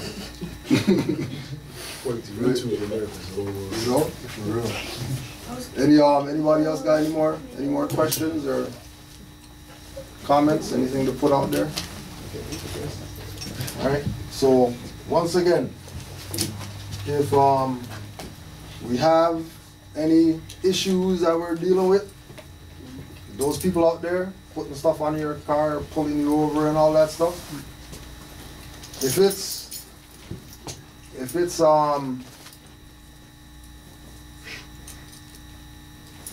there's a price tag on it that you can't afford, do your research to find out what else they do if you can't pay. So at least you know where you stand. You know, they say $20 ticket, you can go in there, try out some stuff, see what happens. Because, you know, in win or lose, you learn something, right? And they're not gonna cancel nothing or suspend anything or for $20. Like, it's not, they're not even gonna take it that serious, right? But if it's something where you got some stuff on the line or whatever, don't play around, because they'll try to make sure you lose everything if you don't know what you're doing, if you don't have it kind of clear with what you're dealing with. You got a couple more questions and then close out. How can we claim our nationality for those who don't know? In what sense? How do you do it? Is it just a matter of getting a card, or do you do like what do you do? What is the For process? those who don't know. But when you say those who don't know, like are they crippled? Do they don't know, or don't know the process? The process of nationality. Yeah. We were talking about that. It's really about studying. Yeah. You know, the process of nationality is about studying. And once you study, based on your degree of knowledge, you're going to make moves and you're going to ask certain questions based on where you are in your mind. So somebody who doesn't know what a nationality card is not going to question how to get one, unless they just heard about it or they have some situation and they heard that, oh, if you have this card, you could show it and whatever. But somebody who wants a nationality card or nationality paperwork, more than likely is on the mentality that they've been studying, they know what this is, and then they're at this stage now where they're ready to do that part. Somebody who wants to take their plates off and put on Moorish plates or whatever, that's based on their mentality. Them knowing that, okay, this is what I'm going to do, this is the process, so I'm going to do this. Right? You got a question, sis? Not necessarily a question, just a comment. Right. I'm just like really happy to be here to be a part of this class. And I guess I knew that I was a Moor from birth. It's just that I didn't know the information. Right. You're talking about like tickets. Like I used to get a lot of I never paid my tickets, and I would go straight to the place and check off. I want to fight it in court. Right. But when I get to the court, it's a totally different story because I can't defend myself. You know, so. And I always knew that they didn't have that right, like police or judges. I always knew within myself that that authority that they're exercising is not like real authority. Right. But I just didn't know. I didn't know where my power was, where my Right. power lied, you know. So just I've heard about the Moors, the information and whatnot, but I guess at that time I wasn't ready for it. Right. But now it's starting to resonate, and I'm feeling it. So, Yeah, right. I just wanna say And that's something across the board. Right. You know what I mean? Like, everybody. If people are, you know, just got a phone call right now from Yeah, somebody. someone from And St. it's not Louis, for- You know what I mean? St. Louis, they want to know about Somebody it. looking for information. Like it's not, and it's not even like I'm not here because I'm in trouble and I need help Right, or right. anything like that. I'm good. Yeah. But at the same time, I understand that it's crucial that we do get this information like now. So yeah. Yep. Yeah, it's important Well- that each and every one of us take a like a you know a stand in what we do and a part. We all play a part. Well, to add to your point, in regards to you not being here because you're in trouble, what's happened in terms of the King Alfred plan is that a lot of us are in trouble, right? No, all of us, we're all in trouble. Well, we're all in trouble. So they're coming at us now. So it's like we're wondering, it's like, wait a second, aren't we supposed to have civil rights, or whatever? So no, that's not happening. So just that you are in trouble, if you are in trouble, doesn't really matter. It's because we all are in the same boat. Right, right. So you have to get yourself out of it somehow. And if this is the way that you see that you have to do it, you do it. But know in your heart and in your conscience as well that, okay, my nationality, my birthrights. Okay, great. That's where I start. Not let me get the problem fixed. Then I go there. No, it's not going to work. They're going to really hurt you if you go that way. Because they know who you are. I was telling them earlier. They know who you are. It's like you a don't. missing piece of the puzzle I found. Exactly, You know, exactly.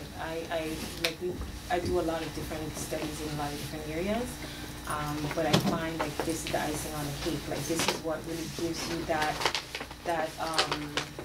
strength, that stance. Outstanding. To and feel no way about it. You know, you feel like yeah, like you guys say stand in your square. Like that's exactly what was missing. You know, so. And you know, it's you as you get knowledge, you grow. Yeah. You know what I mean? And like we're saying, The more you know, the more you realize you don't know how much you don't know. It's true. So many things start opening up when you watch it. Like Right. before, you see the movies, you see like they know about the spirituality stuff. Yeah. You see them doing all the voodoo and all of that. But then now with this knowledge now, watching movies again and you hear them talking about even like who was it?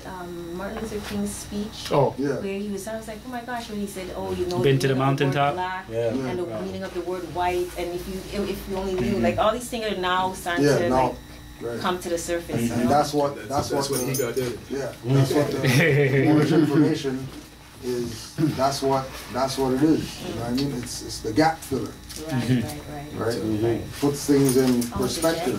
Yeah, puts things in perspective. And the chronology of it. Yep. You know, because you know, again, it's this belongs to the people, but they've never been given to it in that perspective. I think also that you have to realize if they're telling you about it, be careful of how that information, because it has to be based on truth, but they've also got an agenda. So those movies, exactly what you talk about, you'll see that they'll give you some parts, and some of them will fit with you, and some of them won't. But you got to realize that that's part of the sorcery too, because they're laying down the groundwork, right? You got something? You got comments? Good this week. Like that's well, to add to all that, I saw that movie, that new movie, Lego.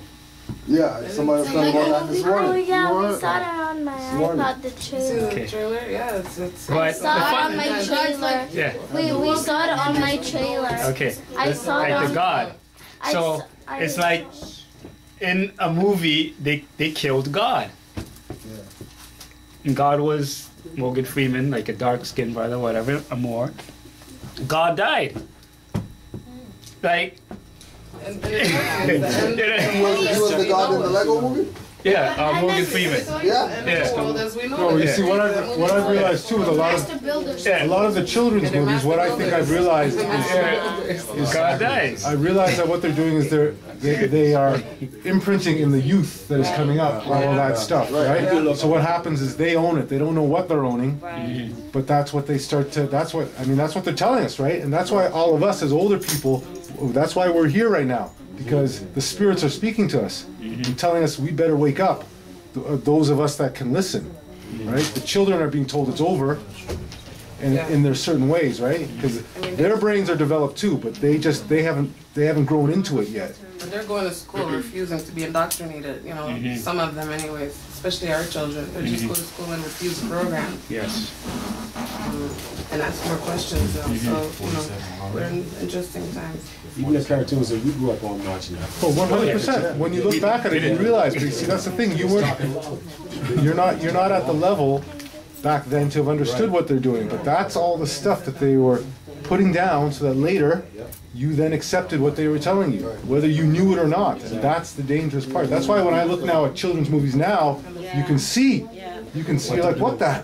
They're telling you everything, right? But the child's not really getting that. But later, all the other pieces fit in, right? But that's why I tell you, it's an interesting study to watch children's movies, because that's the level that they are trying to put us at, right? At that level, right? So that's probably it. Got next week's Skype is supposed to be with Grand Sheikh Daweed Aliel from Chicago, and his presentation is going to be on the Moorish connection to the New World Order.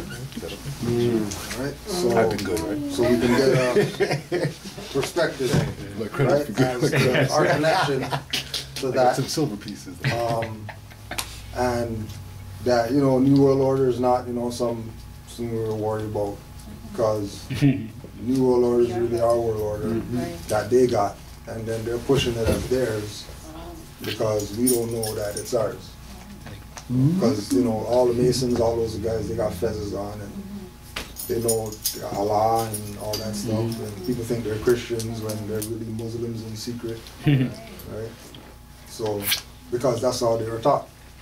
You know what I mean? That's why Thomas Jefferson has a Quran in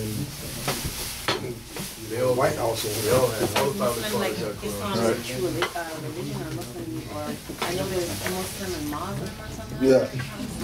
What's the difference like between the two? It's the esoteric and exoteric. So the Muslims are the exoteric, you know, run around and stuff like that. And the Muslims are the Sufis, right? The ones that were studying the sciences, the cosmos, and no,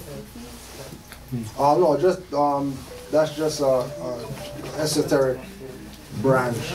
They might be Ali's, they might be Muhammad's, they might be whatever, but it's a different degree of Islam. You know, it's the more underground, not talked about spiritual network of adept people, opposed to the mundane people who just see this as, you know, Quran and Allah and the Prophet, and can't draw his picture, and when people draw his picture, then they're violating.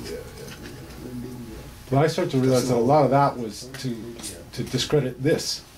Right. They put another. It's like Christianity. They put something else out there to then discredit what's real. Right. So then you can't take what's real anymore because you don't know whether it's the same bullshit, right? That they've been giving you, right? That's why I was listening to the news. They were talking about Islamists this and Islamists that. I realized that's the indoctrination, to have you then thinking that we're all terrorists, killing people all over the world.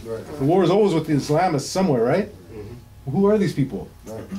And remember, that's ancient, because the wars between the Asiatics and the Europeans is based on Christianity and Islam, or Catholicism and Islam, and popes making papal bulls and stuff like that. You know, kick the Saracens out of Europe, and the queens and kick the Moors out, and don't call them Moors anymore, call them Spaniards. And this back and forth, you know, which, you know, the Constitution was set up to end that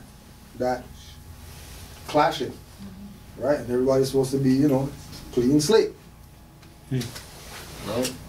It's supposed to be clean slate. There's not supposed to be any arguments. Not supposed to be any, well, if he's Muslim and he's terrorist, and, well, no, Christians are really the terrorists, infidels and the heathens. All that's supposed to be done. But it's not done because we continue in being in that fraudulent position. As well as they don't want us waking up too, right? So they definitely want to keep us separated from that, I think, as well, right? Exactly. So Islam is the true religion, like I mean, you could say so, but you know, Muslim or Christian in the beginning, like. Well, I know what Islam means, but like self-law. It's right there. Look, it's right there on the side. Right, but I self-law and master. Right, that's what it stands for, right? But they make it seem like it's a religion that has to do with praying. Right. But then what is religion? Right, and then what, you know, and then what is God? And what is the prophets? And, you know, are they really intermediaries, or are they just mortals who have a job to tell people, you know, you're God, and you're God, and you're God, and you back there, you're God too, and you're going to do greater things than I'm ever going to do. So don't look at me and try to make me out to be, you know, the one that came for. That's not what's going on. Then at the end of the game, what we've been doing is we've been giving that God quality to the white, to the European. So that's why we're where we're at, because we have the very thing that we have, which is ours, we're giving to them and telling them how to run the show. And they're running the show. All we got to do is take it back, and it's done for them. That's it. Right. And we take it back by nationality. Right. Because once you have nationality, then you have the status equal to those people called colonists. You're not subordinate to them anymore. Right. You now could look at them eye to eye and have a conversation. And this is too where at the end of it I realized too, even white starts to become a problem. Once you get to that level of understanding, you realize they've then chained themselves to being white, which takes them out of the whole family too, right? Because they're now just on a status level, and we're above that even. They then have to go back to their status of being European, and then they have to go. Right? So their perspective is, you know, if we get called white, then we can be the rulers. Well, the rulers were free white. So them calling themselves white was, you know, it was good for premature, a while. Right? Because they didn't really know what they're talking about.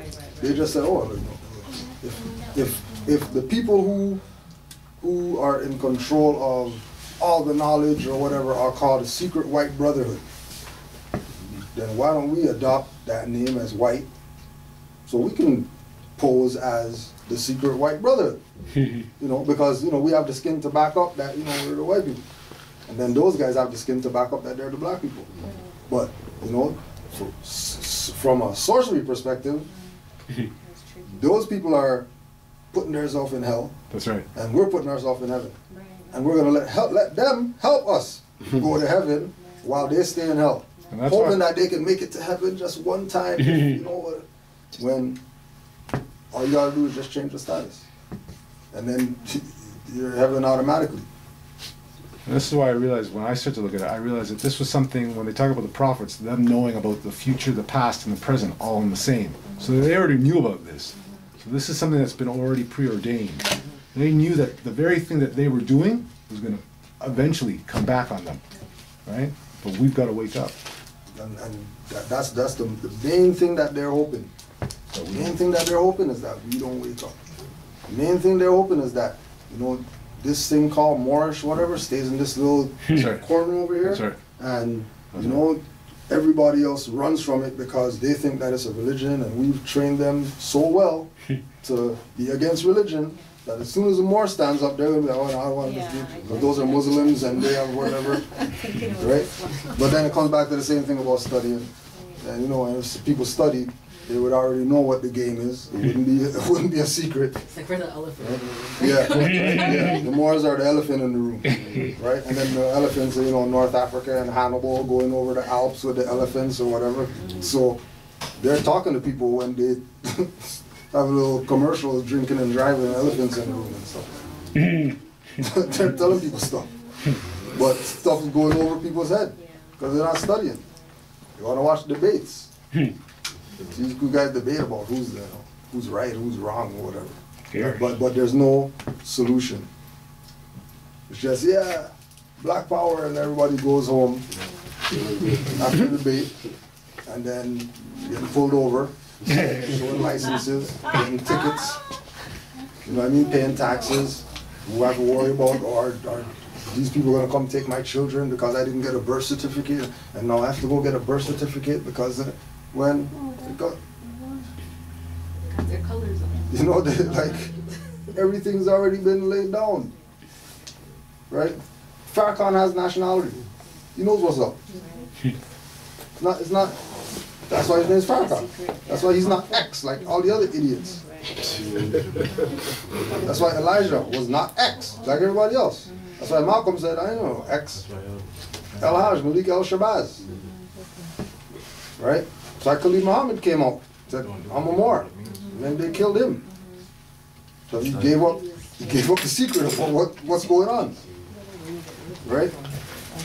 Everybody knows. Everybody has some type of idea that, okay, well, these people aren't black people. Negroes, colored people. Whether you capitalize the N or not is irrelevant. This definitely puts the and, cherry you know, and it's more of individuals taking this as theirs, recognizing this as theirs, and then tell somebody else who doesn't know that they have this power. Because, you know, people think that we don't know what's going on. People think that, you know, Rob Ford out there acting a fool is not because he got rich from the Moors. Who told him already? We know who you are. You're not no mayor of no government around here. You're mayor of a private corporation. Oh, well, this is a private corporation, then I could drink, smoke crack, do everything. I can do whatever I want to do. Because this has nothing to do with what these people out here think this is. And they're still going to vote for him and all that. He's still going to be in office. Right? On his phone, texting or whatever like that. People taping, sending it to police. Police can't touch him. You know, talking Jamaican and all this stuff, talking patois, and all that. And oh yeah, well, he's racist. No matter what, at the end of the day, the police still can't charge you with anything. Why they not trying? You know, how come they're not trying? They got documented proof that there's people there's somebody right now I know dealing with texting ticket, driving and texting. And he's straight on the phone or whatever, driving. And they ain't giving him no tickets. Right? So how come? How come he's immune from tickets? Being a mayor doesn't make you immune. Being the mayor doesn't mean you to break the law. So how come he's breaking the law? Right? What law? Exactly. By law? Right? You know?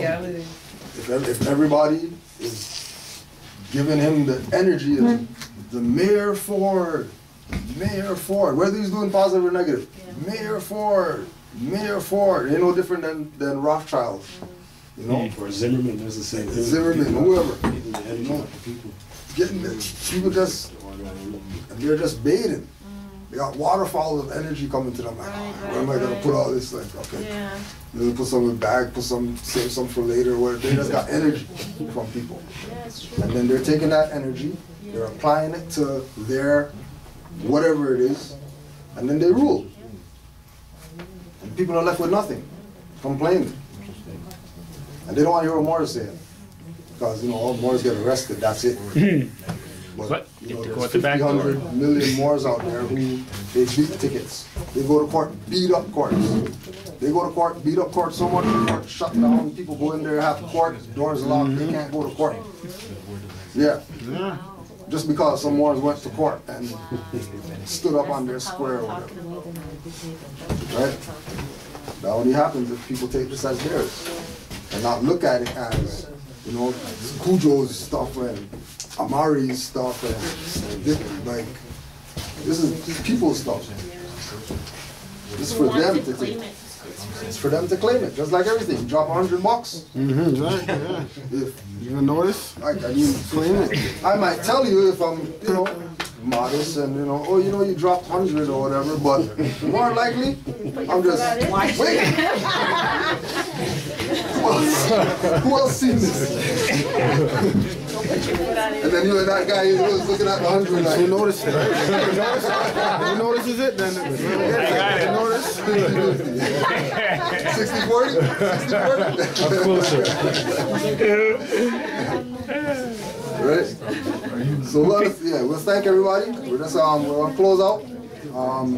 Close out with the Moorish American prayer. If you wanna participate, feel free. If not, hold your silence. Oh, you got a number? Oh yeah, I'll call them. No, but I said that we call that. Yeah, we'll fix something. 5 on the left, 2 on the right, which is basically 7, right? And 7 is, lining up ourselves. We're going to say the prayer and just repeat after me. Allah, Father of the universe. Allah, Father of the universe. Father of love. Father of love. Truth. Peace. Freedom. And justice. Allah is my protector. Allah is my protector. My guide. And my salvation. By night. And by day. Through His holy prophet. Kudjo Islam.